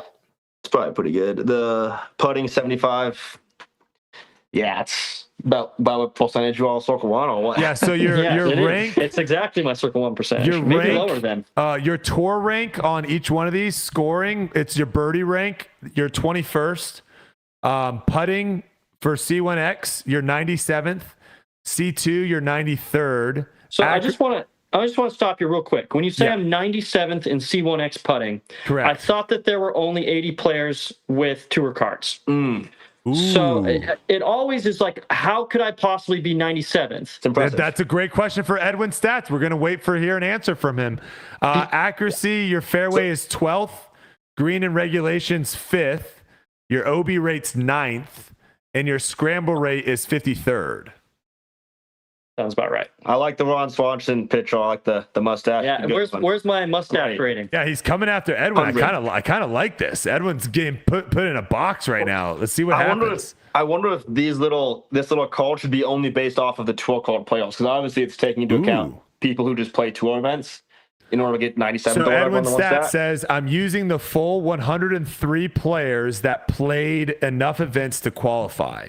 Oh, Okay, So- there we go. I'm happy with that. that makes sense. So My you- only issue is like I've had times where they've said I'm 205th in Yeah. C1X putting, and So I'm like, there's is that 103 one guy players. that played one tournament and shot 95% C1X putting? Probably. You know, it's like tough. You know, I just get dropped another spot because of that. Goose is coming for that guy's throat. I'm like, okay, whatever. All right, Goose, you ready? You ready for Ezra's here? Oh yeah. All right, here we go. We got Ezra scoring at 88, power at 96, accuracy at 86, scramble at 81, putting at 88 for an overall of 87. Interesting. That's my one overall. No, I like this Edwin guy. He seems like a cool guy. I don't know. You don't have a little cool picture next to yours. Yeah, but I got look at the. Oh, you got He has 97 muscle veins in his arm. Though. Yeah. All right, I'm gonna take two of these stats, and I got to do a little with them. The first one is scoring. I'm beating Ezra this season. I got to make his scoring less than that. I got to bring that down a little bit. He's 22nd birdie rate. Oh, you're just going off birdie rate here. See that? I think scoring is only birdie rate. Okay, so I'm taking scoring as how well you score. Yeah, like overall score, which is why I would bring it down. If it is just birdie rate, I think that is very accurate. But yeah, it's just I off think of it's gotta be birdies, lower not off of because bogeys or doubles or anything like that. He's It's got not a lot of factoring bogeys. that Seriously, stuff can in. probably stats still suck. That's so unfair. I don't get that. Second one is putting. It says 89th in putting. I think he's got to be closer to like 94th, 95th in putting. He is a top 10 Circle 2 putter in the world. And his C1X, it's probably not spectacular. 49. I don't know. This last tournament, he was amazing. He only missed, I think, one. And then last year, he had that string where he only. That was a crazy stretch. My putting season, my C1 putting last year was definitely better. Yeah, he's Yeah, but your 49. C2 putter better. He's 49th in C1X and 15th in C2 putting. Okay. Last couple of events have been rough.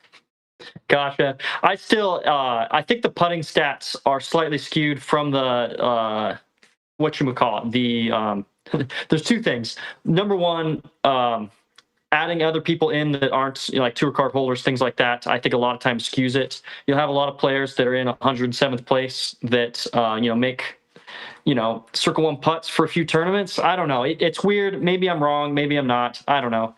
And then the second thing is because he gives himself so many looks, I think he's got a lot of long C1 looks versus I think a lot of players that don't have the same scoring, don't have the same fairway hits, the same driving percentages are going to have much easier Circle 1 looks because they'll be throwing up shots. They'll be throwing 90-foot up shots a lot of times. It's interesting. So I think those two things skew the Circle 1, Circle 2 stats a little bit. Some people don't even have their statistics being held every event, which is crazy too. That is true. Like not everyone does their stats. Hey man, I had my first one where they didn't keep my stats a little while back, and I asked them what I should do, and I submitted my stats after the round. Because you played well? It is because of. See, that's the thing. Was it D-Glow round one? It was D-Glow round D-Glow one. round one. I didn't have a stat guy, and I put it great in C2. Doesn't count. I'd still be top 10 if it was for that round. Just so we're clear, it's the only round. Okay, so I did play well, but it was also the only round this season that hasn't gotten stats in. So I got a name for someone like you, Gooseman, but I can't say it on air. All right, so what do we think, guys? What's more flawed, Edwin's stats or ratings? Ratings. What? That was someone posed that question. Okay. No, so he does take all the statistics are based off of your rankings of those 103 people that qualify, except for power. Power is the only one, obviously, that is, he sends us a little thing and we put some input on that as well. I will throw out there, it is a little bit flawed in that I think Ezra was rated higher than I am, and I'm beating him on the season. Well, I think Ezra might just have some really, really good tournaments and have some really bad ones. No, that's a good point. But I would say that he needs to put a little better emphasis on what stats matter more. And specifically weighted in disc golf, C1X greens and C1 greens and regulation, right, I think is the number one stat that results in good performance. So maybe weighting that one higher versus a few of the other ones don't matter quite as much. So it's just a thought that weighting them a little bit might give you a little bit more accurate rating system. Ooh, I don't mind a little weighting. Little weighting on it. That could be kind of interesting to see how that goes. All right. Well, did you guys have anything else to say? I don't want to throw you guys into the Bud Hill scandal that's going on right now. I think you guys want to tap out on that. So anything else going on that you guys want to shout out? Any discs coming up? Any jerseys? Any I've got a couple of jerseys dropping soon. Yeah, got a couple of jerseys on the way. I should see them in a couple days. Are they sick? I hope so. We'll see. I might get don't know, one. man. I hope There's a it is king, so I hope they fit. We'll find out. Hey, I just got mine restocked too. So if you're looking for some more jerseys, go check that out. Team Discraft website. So appreciate you guys.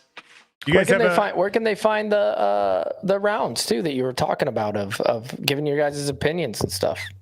Oh, yeah. That's a great question. Shout out your Yuli. Thank you. YouTubes. I just started up my YouTube channel recently, piggybacking off of Ezra. Hey. So yeah, if you look up Ezra Aderhold or Aaron Gossage on YouTube, you can go check out our practice rounds, our doubles battles, and we've got a lot of good content on course breakdowns, how to improve courses, what courses do really well, and how we plan on attacking them. So, And some silly banter sometimes. yes, we do have that. All right. See, there And you we're go. trying to do some doubles battles, some other things. We got a couple of videos that we've already filmed too. Also, we just filmed the MVP practice round, which I'm hoping to post the front nine of as soon as this call ends. So, Oh, wow. check Okay, that out. well, before you do But that, don't steal the. Don't. Yeah. any pet peeves? You guys got any pet peeves? Slow driving. I can't stand it. When people drive slow in front of me, it's like I'm trying. Honestly, the town we're in right now, it's like one of the walls for driving. It's every Well, road yeah, is the just confusing. roads aren't Those made for fast potholes. driving, It's- Ezra. Yeah, but calls are made to go fast. So what am I supposed to do? Drive slow. No way, Speed dude. limit. Speed limit. No. It's not about the car. It's about the speed No. limit. Bad take. But Goose, you got anything? Hey man, just a little bit of self-reflection here. My Oh, pet boy. peeve is anyone doing anything that's remotely not something I enjoy while I'm pissed off. So That's a great point. I mean, That's a great point. lately I've been picking up on this way too much lately. I'm like, wow, why does that piss me off so much? I'm like, oh, it's because you're already mad. Dude, I'm the same dude. Things that piss me off in rounds. If I'm playing bad, those things piss me off so much. If I'm playing good, it's like I don't even care. You don't even realize it irritated you until then. So, Oh, that's a good one, actually. That's funny. All right, boys, appreciate it. I almost was joining you. I know. Oh, we were hoping, That's man. the last thing we'll say. Before you go, let's talk about this real quick. We can't call them playoffs, guys. we come up, Disc Golf Pro Tour, DGN, come up with a different name. The fact that you sent an email to a man that didn't qualify for the first playoff, and you sent an email saying, hey, I know you sucked all season, but you can come play in the playoffs. And I said, out of principle, absolutely not. The fact that you then sent me another email for the second playoff that I didn't even qualify or play in the first playoff, we got to come up with a different name. Yeah. I mean, it's crazy that I got an email saying, hey, come on out, play in the MVP playoffs. No. Come on. So one thing I will throw out there about this that's kind of a silver lining of what you're talking about is I always get really frustrated that all tour card holders don't get into USDGC automatically. Okay, that's always been one of mine. This is a little bit different topic. But I realized this tournament that if you make it into this playoff event, there's only 2 people in the entire event that won't be in USDGC, that don't get a USDGC bid. Oh my gosh. So if you're top 78 in the entire world, you know, to get into this event and not be the last 2 places, you get a USDGC spot, which is basically what I was asking for. It's like all but 2 tour card holders basically or tour card holders for next Brody, year. so you should sign up, go play, Get a quit, USDGC Out of principle, quit, I will and then not. play the USDGC. Out of principle, I will not. I did not qualify for the playoffs. I should not play in the playoffs. That's your opinion. I don't know. That is my opinion. I'm going to stay by it. If someone else wants to disagree with me, that's completely fine. But if we're trying to make something, what if it drops so much to where this guy's like, I can't make it. His spot's gone. And then you're just the next guy up. that's not how sports work. That's what Yeah, happened. it is. That's what happened. No, it's not, Oh, yeah, Yuli. dude. What are you talking about? Yeah. If a I talked team to a makes couple- if a team makes the playoffs and they've got chicken pox going through the team and they can't play the game, I bet they would don't give it to the next guy. No, they don't. No, You they don't don't. They lose the game. They forfeit the game. The team moves on. They don't We've go never to the seen next. that. You don't know that. That's a Yes, I hypothetical. do. Yes, I do. What are you talking about? It's a hypothetical. It's never That's not a happened. hypothetical. So Tell me when I it talked to a happened. couple guys that were in the situation in this tournament that are like, hey, I'm 100 in tour points. But because there's 30 Europeans ahead of me that aren't coming over for this event, it's actually dropped down to that 100 You spot. actually made it. Yeah. So, So, that, Brody, you that is actually what's did make happening. it.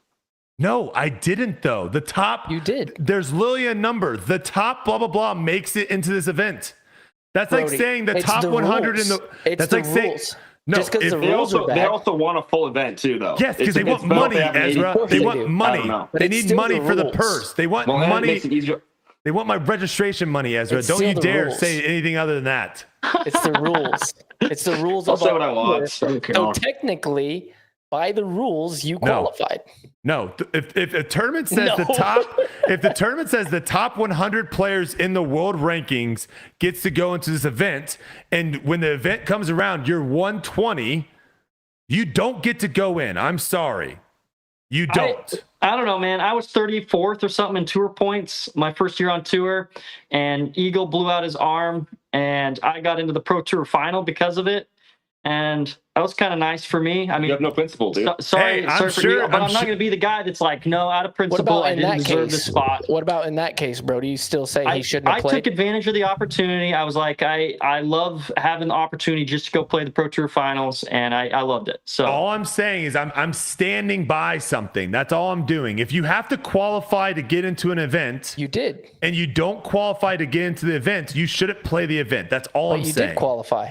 No, I didn't. I Yeah. did not. I did Well, you not. can just say you have dogs to take care of. It's fine. It doesn't have to be. It doesn't have to be this this principle thing. I actually like GMC. I probably would have, if they would have sent me it like way more in advance, I would have thought about it more, but I still wouldn't have gone. You could have But- flown. You could have flown Jeeves out and had him caddy for you again. That's Oh, true. It's good to keep in Jeeves mind. on the bag at GMC. Oh Oh my my gosh, it's I'm deadly.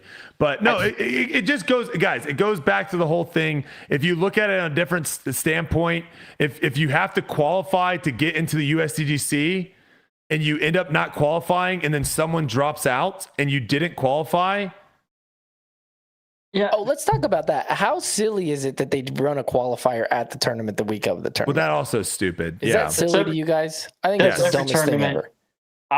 So here's the thing. I At like the that people actual- are qualifying At for the it. actual course is weird. If But they did it being at at a the different course course. is I crazy. don't hate having the Monday qualifier. I think it's a great way for some players to get into the tournament. Having it at the course, I think, is one of the worst moves they can make. Correct. It is Crazy. so easy to put it at a different course, Yep. somewhere close, We whatever had to it is. qualify at different courses. Also, real quick, everyone in Yeah. the chat, you don't know my intentions. Stop trying to say what my intentions were, okay? If we want to go that route, you don't know my intentions. It's a good thing Nice to keep in try. mind, though. There are tons of people that end up lower down in the system, and they think, "Oh, there's no way I'll make it into GMC or MVP," so they don't plan for it at all. Keep this in mind. They do go down quite a bit, so don't count yourself out. There's a good chance you'll get backfilled into those tournaments. So keep that in mind. Keep your schedule clear so you don't run into a Brody situation. Ooh. I still think it's stupid. I still think That's fair. call if you want to call it something else, then fine. But don't call it the playoffs. I don't know any other playoff where you don't qualify for the playoffs and then you somehow make it in the playoffs. I don't know. I don't know one. If there is one out there, please tell me. Also, you don't know my intents. So nice try. All right, boys. Good talking Actually, with you. this does happen on the PGA Tour. Come to mind. Oh no. It comes to mind. If you're not qualified for the FedEx Cup, okay, and somebody gets hurt and he's not playing, it goes to the next guy. So that does happen. You're wrong. Sorry. For sure. Hey, That's gotta feel so good for you. I'm sure they it. include people that are 150th, that are 80. How many people are in MVP? 80, I think. I don't know yet. Wait, no. They only did 80? It's 80? It's a little 80, bit. Yeah. 88 for GMC, and I think it's 80 for MVP, but I don't That's know. incredible. That's a sick playoff system. 8 people don't get to go. That's awesome. I thought GMC was supposed to be 100 though. They just couldn't fill it. But I could be wrong. I don't know either. Okay. Well, whatever it is. Brody, I'm trying to talk you into going to MVP because listen, they do it on the PGA Tour. That's like the highest tour that we can actually mirror ourselves. If they do it there, you should feel good. I think that's silly too. If it's a playoff, You is also volunteering to look after your dogs while you play your round. I'm not even going to be here this weekend. have It's not me looking after my dogs. It's literally like Take my spot. Take my spot. I'm giving it to you as a gift. I don't want your spot. watch it. I don't want your spot. I'm gonna watch my wife at a Raiders game. That's Heck? it. My season was over when I didn't qualify for the playoffs. Like that's just what it was. You did qualify. You just didn't Want know. to see that Rock Hill, dude? Oh my gosh.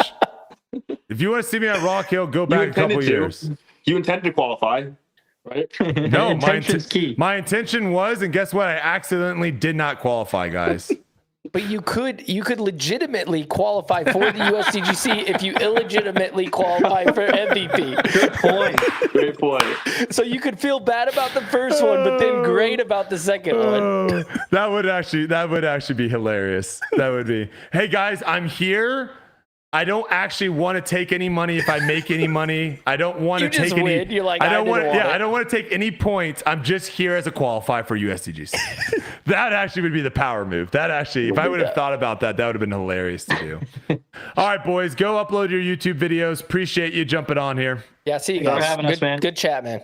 All right, take it easy, my friends. Okay, real quick, Yuli, I want you to hear this from Isaac. He said this in the press conference. I want to get your take on it. What are your thoughts? Go ahead and play that clip, Silas. It's the Isaac Robinson statement. Really want to take my career to the next level. I feel like with 2 world championships and 3 majors that I kind of need to take my seriousness about the game to the next level. And so I'm hoping for a manufacturer and a company to be able to do that with and enjoy doing it, because I want to be liking what I'm doing. So those are the things I'm looking for. Is that AI? No, I don't know what the sound was. I don't know why there was a double echo there. Okay. Yeah, I'm not sure why that was happening. So he's but looking for a new spot. is that what you took at? 100%. He's gone. Prodigy, see you later. Yeah. Okay. Before we jump into some of these other topics, real quick, want to give a shout out to our sponsor of this episode, Prize Picks. Today's show is sponsored by Prize Picks. Prize Picks is the best place to get real money sports action. With over 5 million members across the country, is the most fun and exciting way to get in on the action while you watch your favorite sports and players. You just pick more or less on at least 2 players for a shot to win up to 100x your cash. Run your game all season long on Prize Picks. Sign up today and get $50 instantly when you play $5. You don't even need to win to receive the $50 bonus. It's guaranteed. 1 Caleb Williams passing yard gets you 1 win on Prize Picks every week in September. That's right. Only 1 yard gets you an automatic win every football weekend in September. 4 weeks of free W's.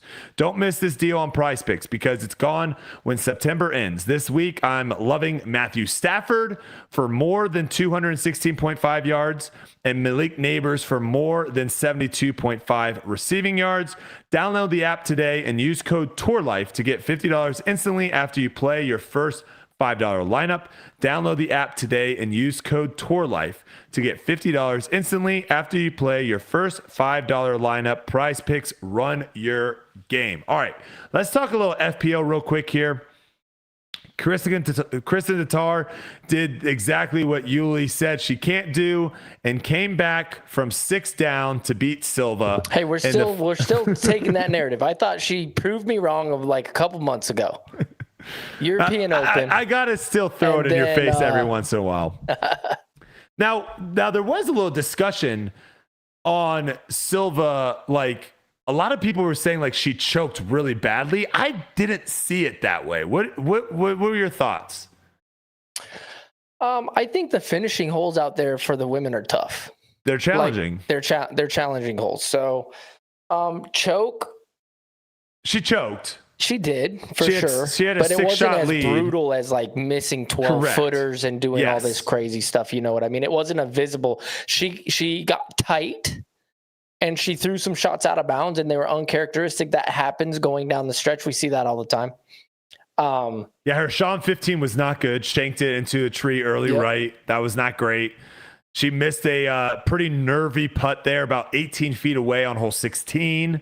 That's when the choking started, in my opinion. Was 16, you make that putt, you win still. Yeah, she had a 2-shot lead with 2 to play. So you think par, force Kristin to have to birdie the last 2 holes, which is not guaranteed by any means.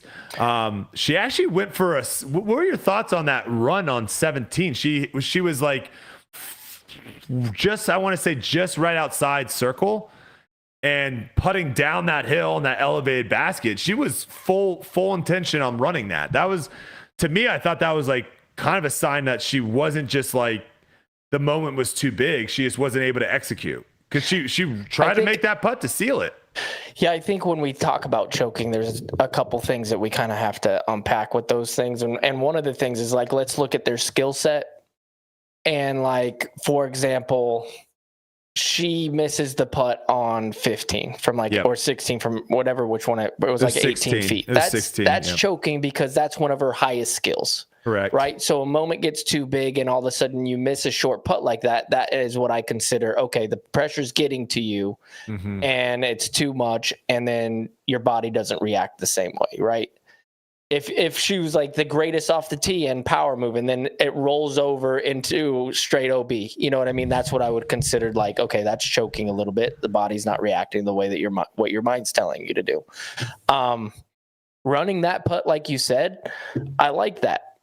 That's her best part of her game. Yep, it's the best part of her game. She went after it. She pulled it. Maybe the pressure was too much. That's fine. The fact that she's not shying away from something like that is a good sign to me. She tried to make the putt on 18 too. Yep, tried to make them both and was really close on 18 to win the tournament. Yeah. Very close on the putt. That would have been an electric putt if she would have made it. Right, and I like the fact that she went for that one too. So for sure she choked. Absolutely.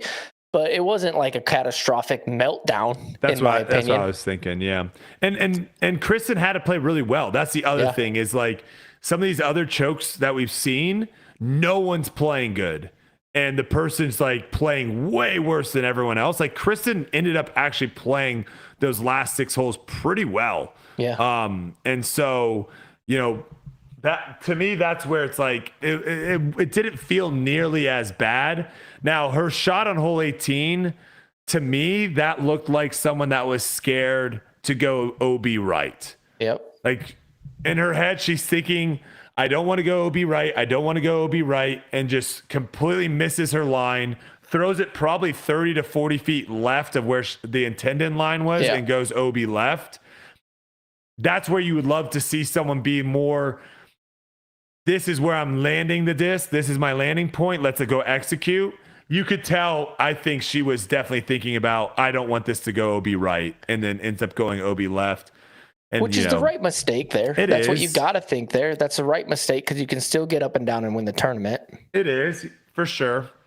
But that's what I saw. Is like I'm with you. I didn't see anything where it's like this person was just falling apart and forgot how to play disc golf.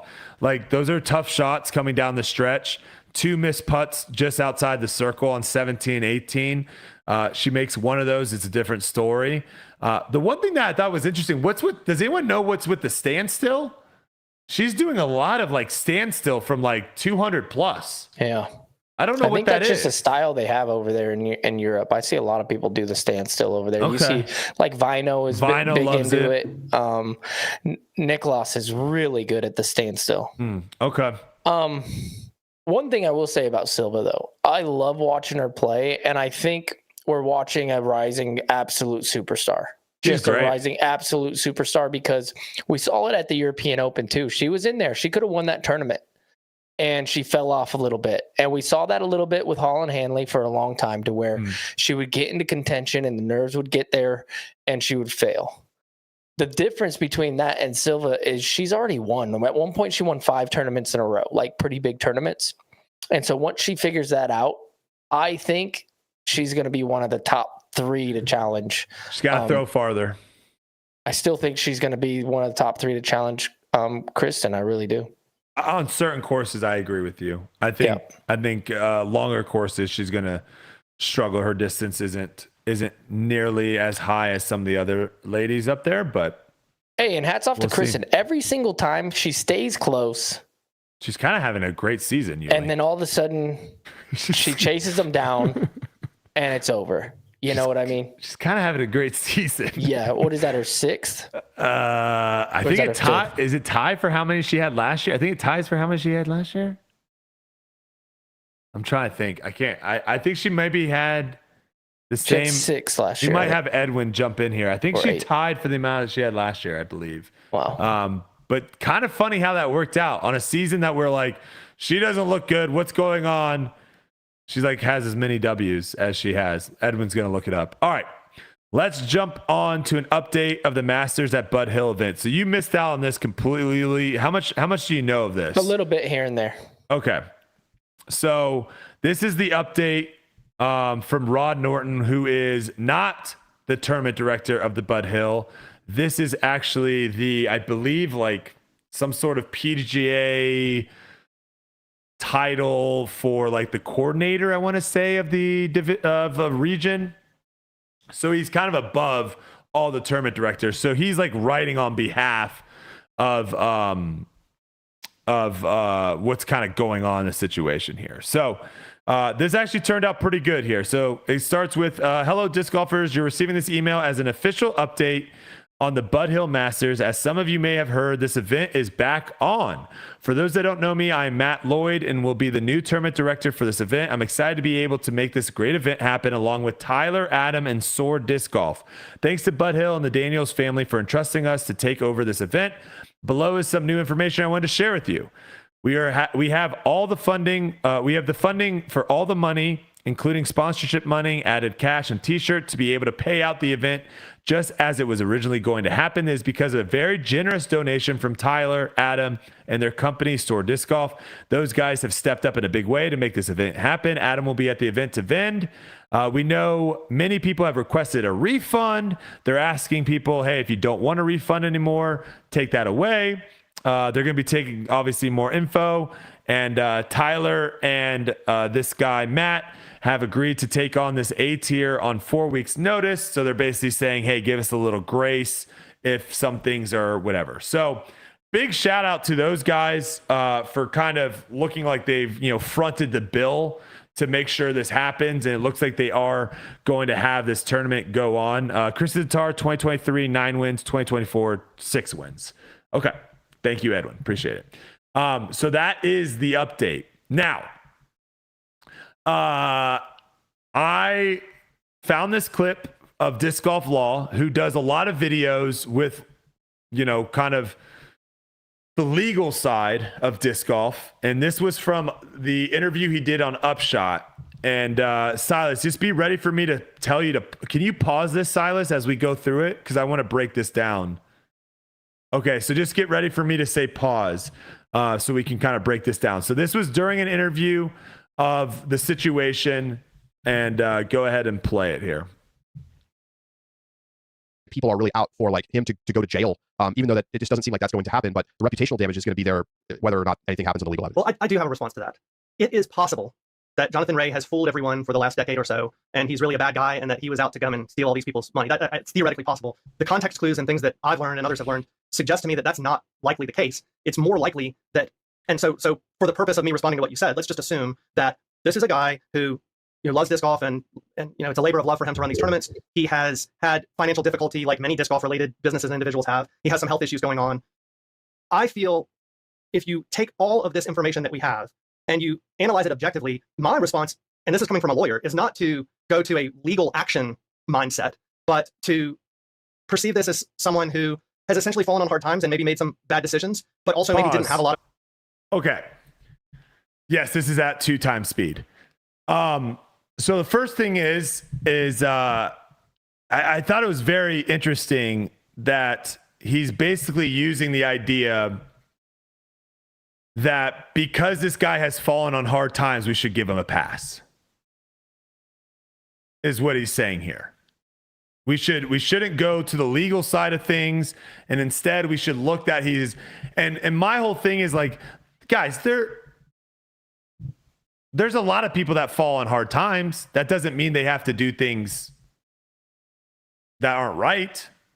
And here's the thing too, is we don't know. I want to say this, like, we don't know if it's illegal or if what he did was illegal or not illegal. He initially first came out with a statement, Yuli, that kind of made it sound like he was inferring that he had medical bills There was also some, I don't know where this was said, but there was some fishing trip that got thrown out there. So it made a lot of people believe that the money that was brought in for this tournament was being used for like personal stuff, which I think there is some sort of legal stuff there.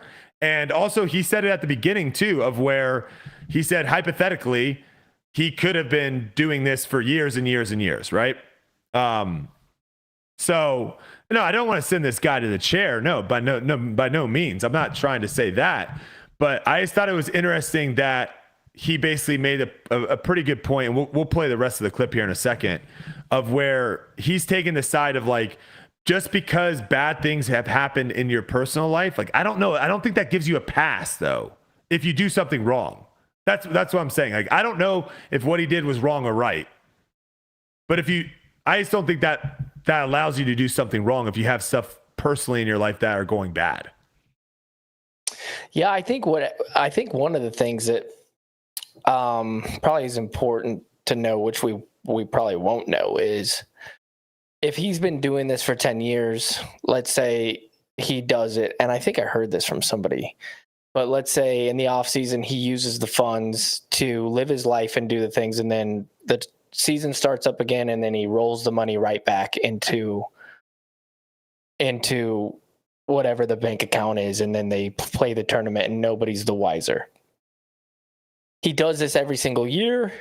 Nobody knows, and then this time it catches up and it bites him in the butt. Mm-hmm.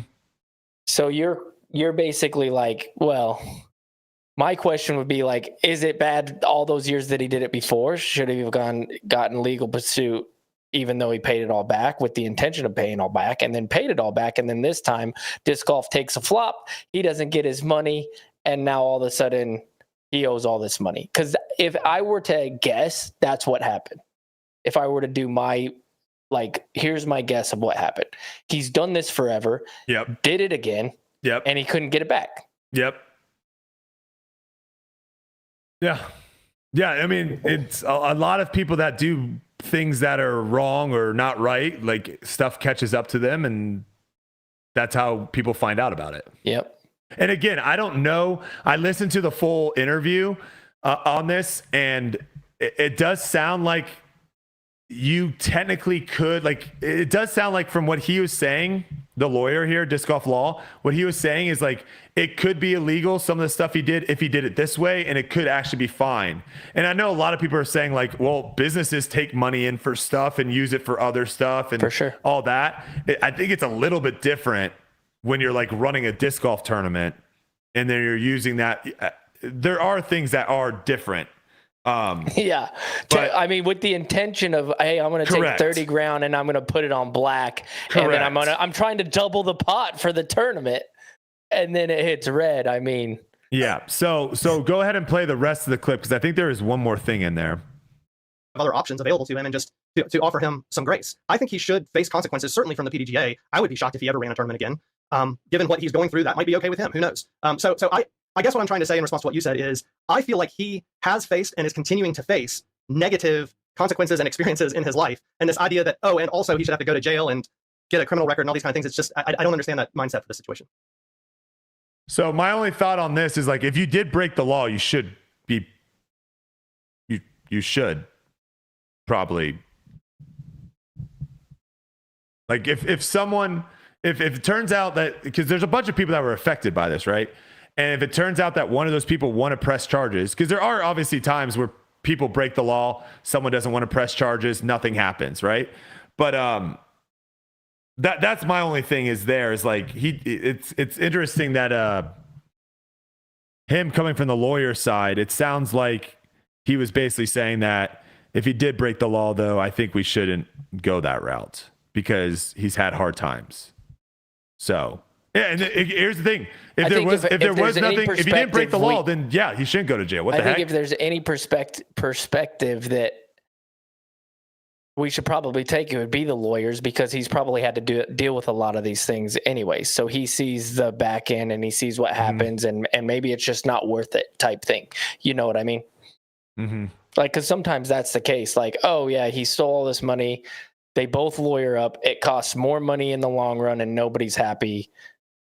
anyways. You get what I mean? Yeah, and I mean, some people do that with the for sure. intention of knowing that out the principle of this person did something wrong, and yeah, it's going to cost me a lot of money, but they should serve what Sure. what they did, right? Yeah.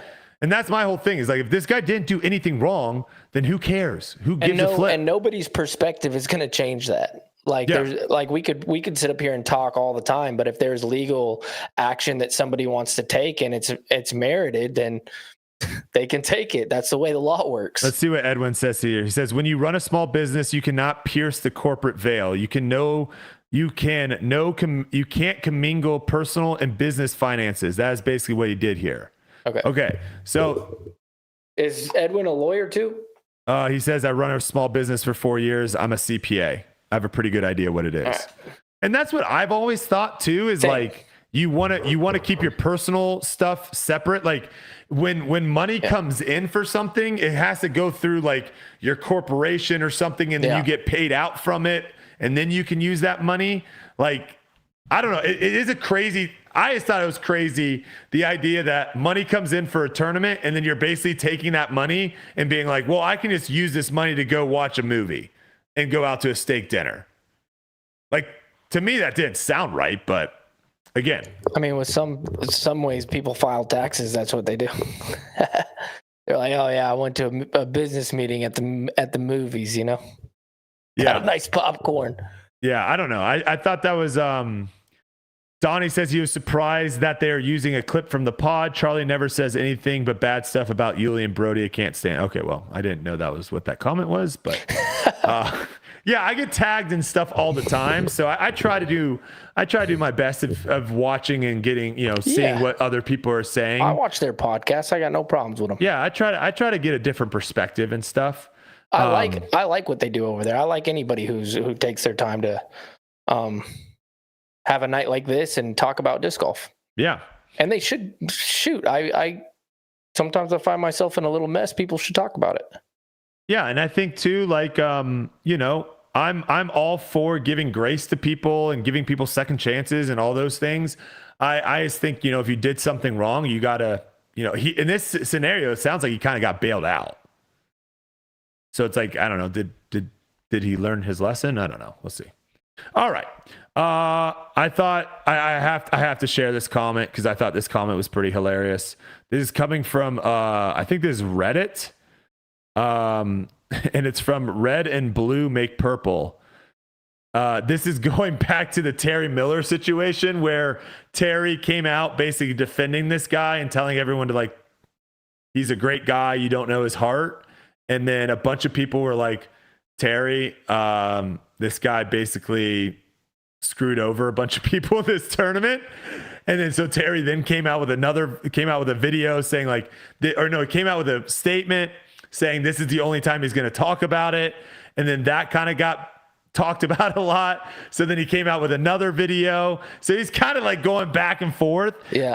And my whole thing is like, when you're trying to play into the hands of the mob, right? When you're trying to make the mob like you, sometimes it's very hard to do. So I've always been under just say what you believe, and if people don't like it, they don't like it, but at least you don't have to do this teeter-tottering. Yeah. So this is what this guy says. He goes, "Oh yes, the disc golf guy marketing plan. Number 1, publicly insert into a controversial topic or happening. Number 2, act shocked and appalled when blow happens. Number 3, act defensively, usually start asking to see the receipts, then try and position yourself as an innocent, neutral bystander that happened to get dragged into it. Number 4, secretly hope no one remembers that you did indeed take sides and gave opinions on said controversial topic. Number 5, make a video to explain better that you are an innocent bystander and aren't taking sides. Number 6, use said controversy publicity to then advertise one of your channels or projects, hoping to get views of the situation." I'm probably leaving out a few steps, but I haven't taken the class yet. I thought that was kind of funny, but I mean, at the end of the day, it's like when you play both sides, it's going to look nasty. you know. Well, And well, maybe he's in a tough situation. Like he knows the guy, didn't know he did all that stuff, and he got stuck in a spot where, you know, you have to you have alliances to your friend, and then you have the mob coming after you, and it's a really tough spot. Sorry he had to put himself in that spot. I want to think that when he made that Facebook post, I want to think that I don't know. Maybe he did think people were going to see it, but maybe I give him the benefit of credit of where like he didn't think people were going to see it, and he was just like posting it to like show. I don't know. No, he knew people were going to see it. What am I talking about? Never mind. Well, I don't hate Terry Daniel. What the heck? Also, like I'm just talking about what's going on. Know things we don't know. We don't know everything about this thing, and he might know like, hey, listen, Ray, right? That's who. Jonathan Ray. Jonathan Ray. He was. We already know medical bills going through a tough time. Mm-hmm. I don't care what you're doing. I don't want anything bad to happen to my friends, no matter what. Like anything as far as injury, health, blah, blah, blah, blah, blah. Have no problem with your friends supporting you and being like, that sucks. Now, illegal stuff, I'm not gonna be like, oh yeah, that was a good idea, blah, blah, blah, blah, blah. But we don't know the whole situation. And I got no problem with friends kind of not knowing the situation too and being like, hey man, you know, you're going through a tough time. We know what happens with a lot of people who go through tough time, not good things. So everyone calls him J Ray, which every time makes me think of Ray J. Yeah, no, I mean, I completely understand. And I think what a lot of people were basically saying is like, when one of your friends is kind of going through a tough time, it's probably like, if you want to support them, maybe like shoot them a text. Right. Yep. Like his first post, I think, which got a bunch of people up in arms, was basically saying like, you guys don't know this guy's heart. He's been a pinnacle in disc golf for years. Probably ran a lot of good tournaments. Probably grew the sport a bit. Yeah. Behind the scenes, maybe spending the money to do other things that we didn't know about, but still, those people do exist. But I think that will kind of conclude the Bud Hill event. I don't think there's going to be much to talk about. Glad, like I said, I think the big story takeaway here is these guys over at Soar Disc Golf, Tyler, and Matt. You said Matt is the stepping in TD. Tyler and Adam. Looks like they're brothers, I think, over at Soar Disc Golf, stepping in big time to kind of make sure this event still goes. Good dudes. So that is great to see. Great to see. All right, a couple listener questions, and then we'll wrap up here. Yuli, what are your thoughts on the quadruple Mando? This was, of course, redesigned, and they added this hole. For reference, this is at Lions Park in Shakopee, Minnesota, hole 12, 202 feet. Not a big fan, and I'll tell you why. I like obstacles like this. I do. But I like obstacles that get dressed up a bit more. Okay. And this doesn't look very dressed up. It looks like there's a disc in the middle of nothing, a disc golf basket in the middle of nothing, thing in the middle. Now, if you dressed it up a bit and made the green a little bit more, I don't know what the other side looks like, but to me, this looks like it's just like in the middle of open. Yeah. So the tee is on the other side, and it's literally just an open shot with that kind of in the middle of the fairway. Yeah. I like it better than, I'll tell you this, I like it better than there being nothing there and it just being wide open. Wide open? Yeah. Yeah. But I would like to see it dressed up a little bit more. It looks fun. No, I think sometimes like some of these holes would be a lot of fun. Pretty good opportunity to put some like sponsors on there if there's a tournament and stuff. I don't know. Highs guy says, how long would Brody hold on to it if Terry brought up a random Reddit comment mocking him? I don't know what that means. Let's see here. You know what was very interesting, Yuli? I made a post on Twitter, and I don't know if it's because I was hacked, and so like I'm kind of out of the Twitter algorithm or whatnot. But I made a post that was like, I was like, hey, does anyone have any questions? And normally we get 10, 15, 20. And like we got like 2 questions. So then I quote tweeted and saying like, are people just like not really interested in disc golf anymore? Like what's going on? And one of the top response was, personally, I find tour life a lot less interesting when one or both of the hosts aren't touring or trying to tour actively. So I get that, of where, like, if we don't have, if neither one, that's why I liked having Ezra and Aaron on here to talk about the courses, because they played them. So that makes sense. Another person said, neither of you guys are playing right now. We would like to know what your plans for next season. Your contract with Discraft is up. I think that's mine. My contract is up. But what are your plans for next season? I'm gonna be touring. Now, how I tour is the one that's up in the air, because I have a new baby girl, my wife. I want them with me, but I also am going to be playing a lot of events. I plan on playing a full tour.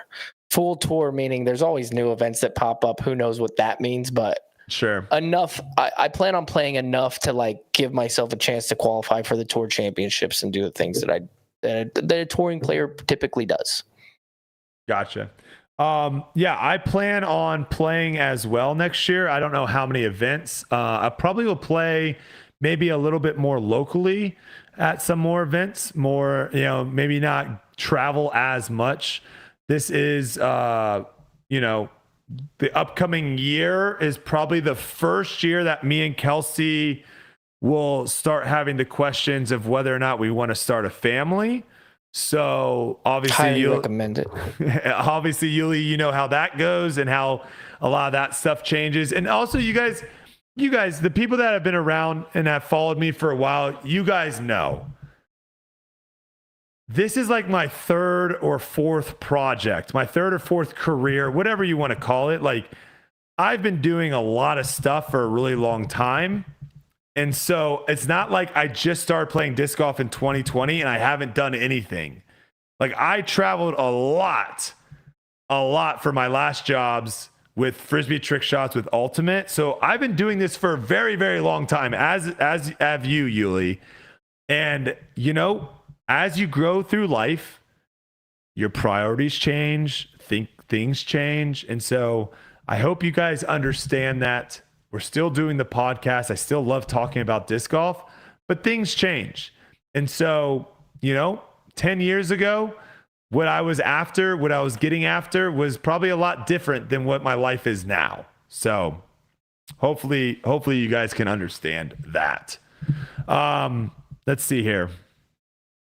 We'll give a couple more. NPC says it wasn't super fun watching one player run away with tournaments. I miss Ricky Paul close battles. It was a close battle, actually, when you think about it. Got within 3, right? 3 with a putt from 30 feet to bring it within 2 with only a few holes to go. It was a little iffy there for a second. Wasn't it? With Ricky, too. I mean, of all people. Exactly. Yeah. So I felt like it was pretty dang close coming down the stretch. Donald says, are you going to put in the work to compete next year, or are you done? I guess we'll both answer that question. I don't know. I probably was directing that more to me than you, Yuli. I think that I think that that's a silly question for either of us. I feel like if we plan on playing on tour, that's exactly what we're going to do, put in the work. I'm not the type of person, nor have I ever been, that is going to come in soft or unprepared. Only time that's ever happened was when I hurt my leg, and I still came in like almost in the best shape of my life and did my best. So yeah, when I play next year, I will be playing with the full intention of being as good as I could possibly be.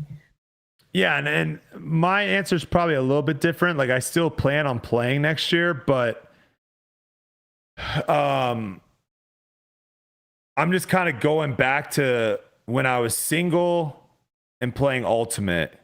That was my entire life, right? Like, everything I did, I had the thought and the intention of, how do I become the best Ultimate Frisbee player in the world?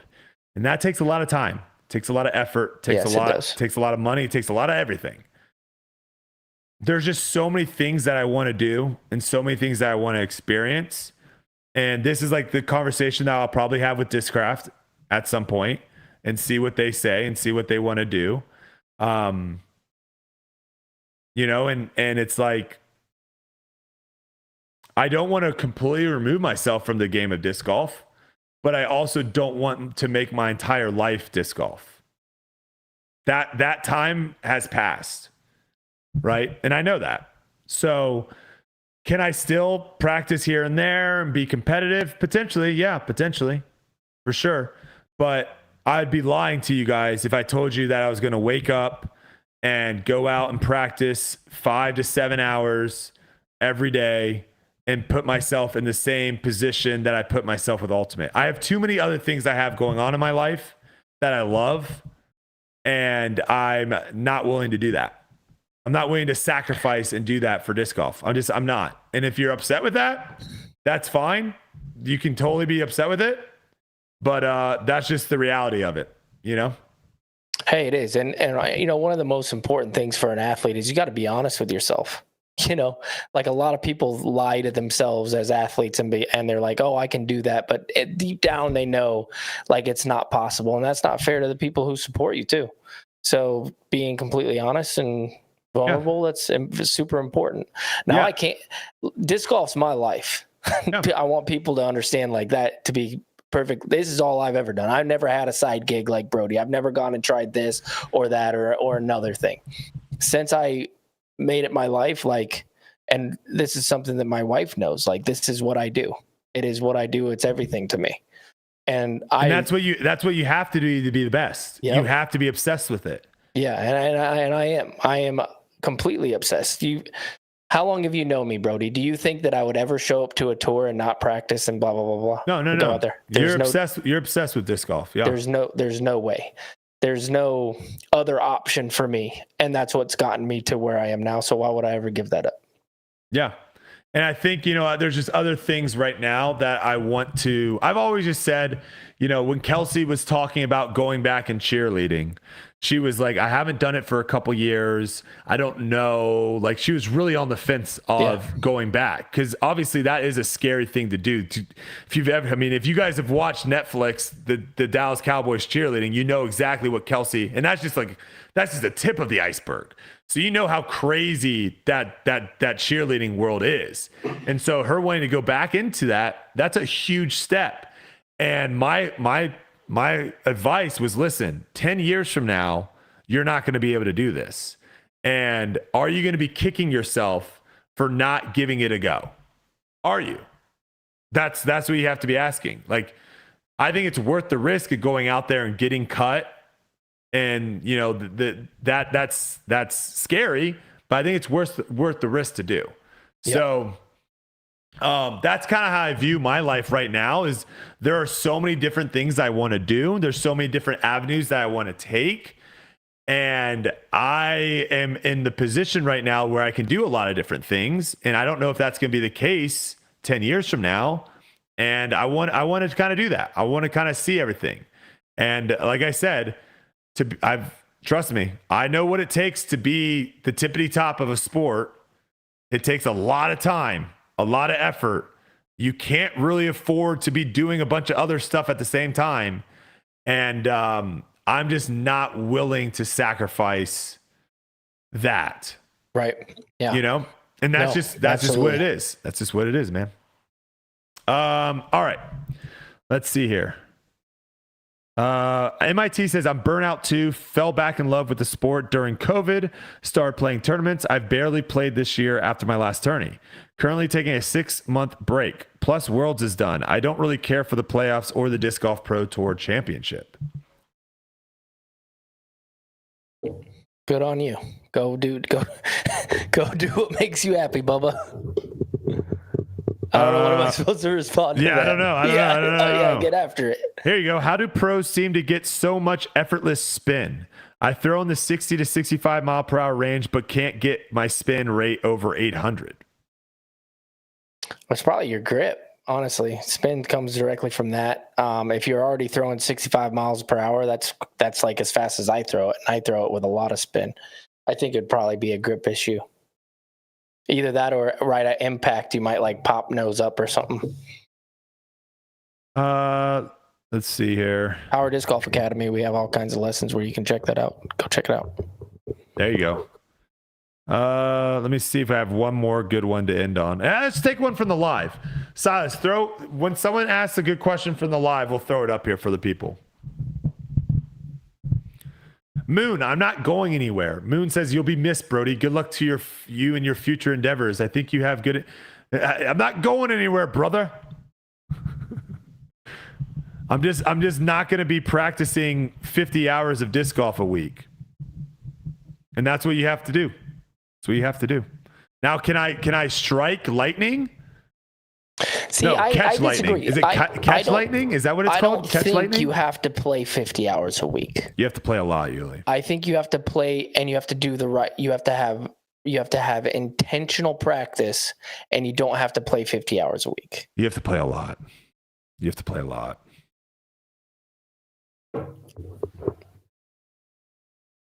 I mean, to be Gannon, yeah. I think you have. Yeah. I mean, what's the point?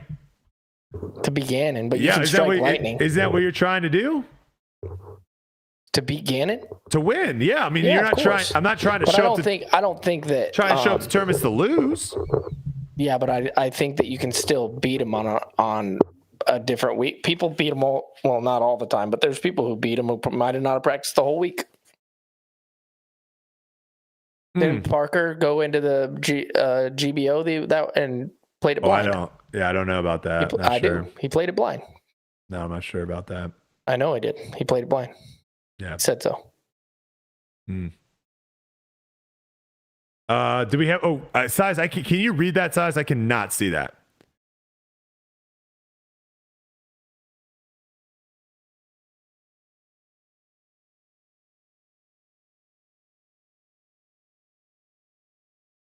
Oh, okay. So the question is basically asking, has Gannon topped off? Can he get any better?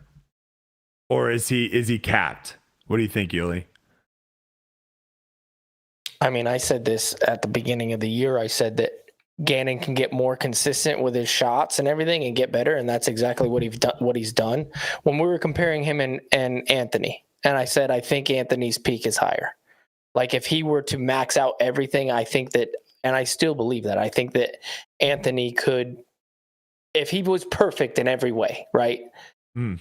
I think that he could be better. But I think when you look across the board with the consistency, I don't know who talked about this. I don't know where I heard this, but basically, like Macbeth, for example, he once said, like, I'm not the best at any one single thing. I'm top 5 in every single category. And that's what I see from Gannon. Like I see him as being like a top 3 person in every single category, going from backhand to sidearm to scramble to putting to circle to putting all the way across the board. And then his mental game is phenomenal. So I think he could get more consistent, but I mean, what's better than winning by 7? I don't think I see him winning a tournament by 20 shots. Oh, he said I meant, like, is there more than how good he is playing? Yeah. I mean, I think he can play better. Yeah. For sure. Yeah. He can get more consistent. Yeah. I think there's other people out there that can play better than he's playing too. Like, yeah. I don't think he's at a level where it's unattainable for others. No. Like, I think 10 years from now, 20 years from now, there might be a couple Gannons. Yeah. A couple people playing like he is. And again, this is where it bodes for there to continue to be separation at the top. You have to make these courses harder and harder so that you actually can see talent gap. If you make it to where he's shooting nearly a great round and a bunch of other people are nearly shooting a great round, it's very hard to compare those. And we're going to see him struggle too. It's not like he's just going to keep winning every tournament. I don't believe that. Like Calvin, like you were saying last year, like, oh my gosh, how could anybody be this consistent? Gannon's doing it right now. At the beginning of this year, we were saying, oh my gosh, AB won 3 out of the first 4 tournaments. Like, oh, he finally tapped into it. Nobody's ever going to beat him. And now we haven't talked about him because Gannon's winning every single tournament. I think there's ebbs and flows, and eventually he's going to go on a cold streak. Then there would be a nice new shiny toy for us to talk about. That'll be interesting to see if that actually happens. What do you think MVP? I personally, I don't think he'll win MVP. I don't think he'll win MVP. I think it's too fluky. I just don't think. Yeah, I agree. I think that there's too much. I will be, if he wins the MVP Open, I will be so impressed. I think he'll be up there, but I think there's too many holes where, you know, there's still trees in the fairway and you get a bat. That's why it's like, it is kind of crazy how much he's won this year because, what'd you say? He's probably going to win, actually. It probably is. I know, but that is crazy how much he's won because it is really hard to win. It is really hard to win, man. I don't see how Isaac's not playing. That's what I heard. He's not playing MVP? He would have been my pick. Wait, why is he not playing MVP? I heard he hurt his finger, like a gash open. He's injured. Okay, he had to pull. Okay, I thought he was like choosing not to play. I was like, what the heck? I think he pulled out because of his finger. I hope I'm wrong because he would be my pick. Who's your pick? If it's not Gannon, who? Give me Simon. Let's go, hometown kid. Why not? He always plays. That's a great He always pick, plays honestly. good out there, and he hasn't won since Music City. Mm-hmm. This is a pretty long drought for the guy. Okay, it takes a lot of power. It takes accuracy. Hyzer flip game's important out there.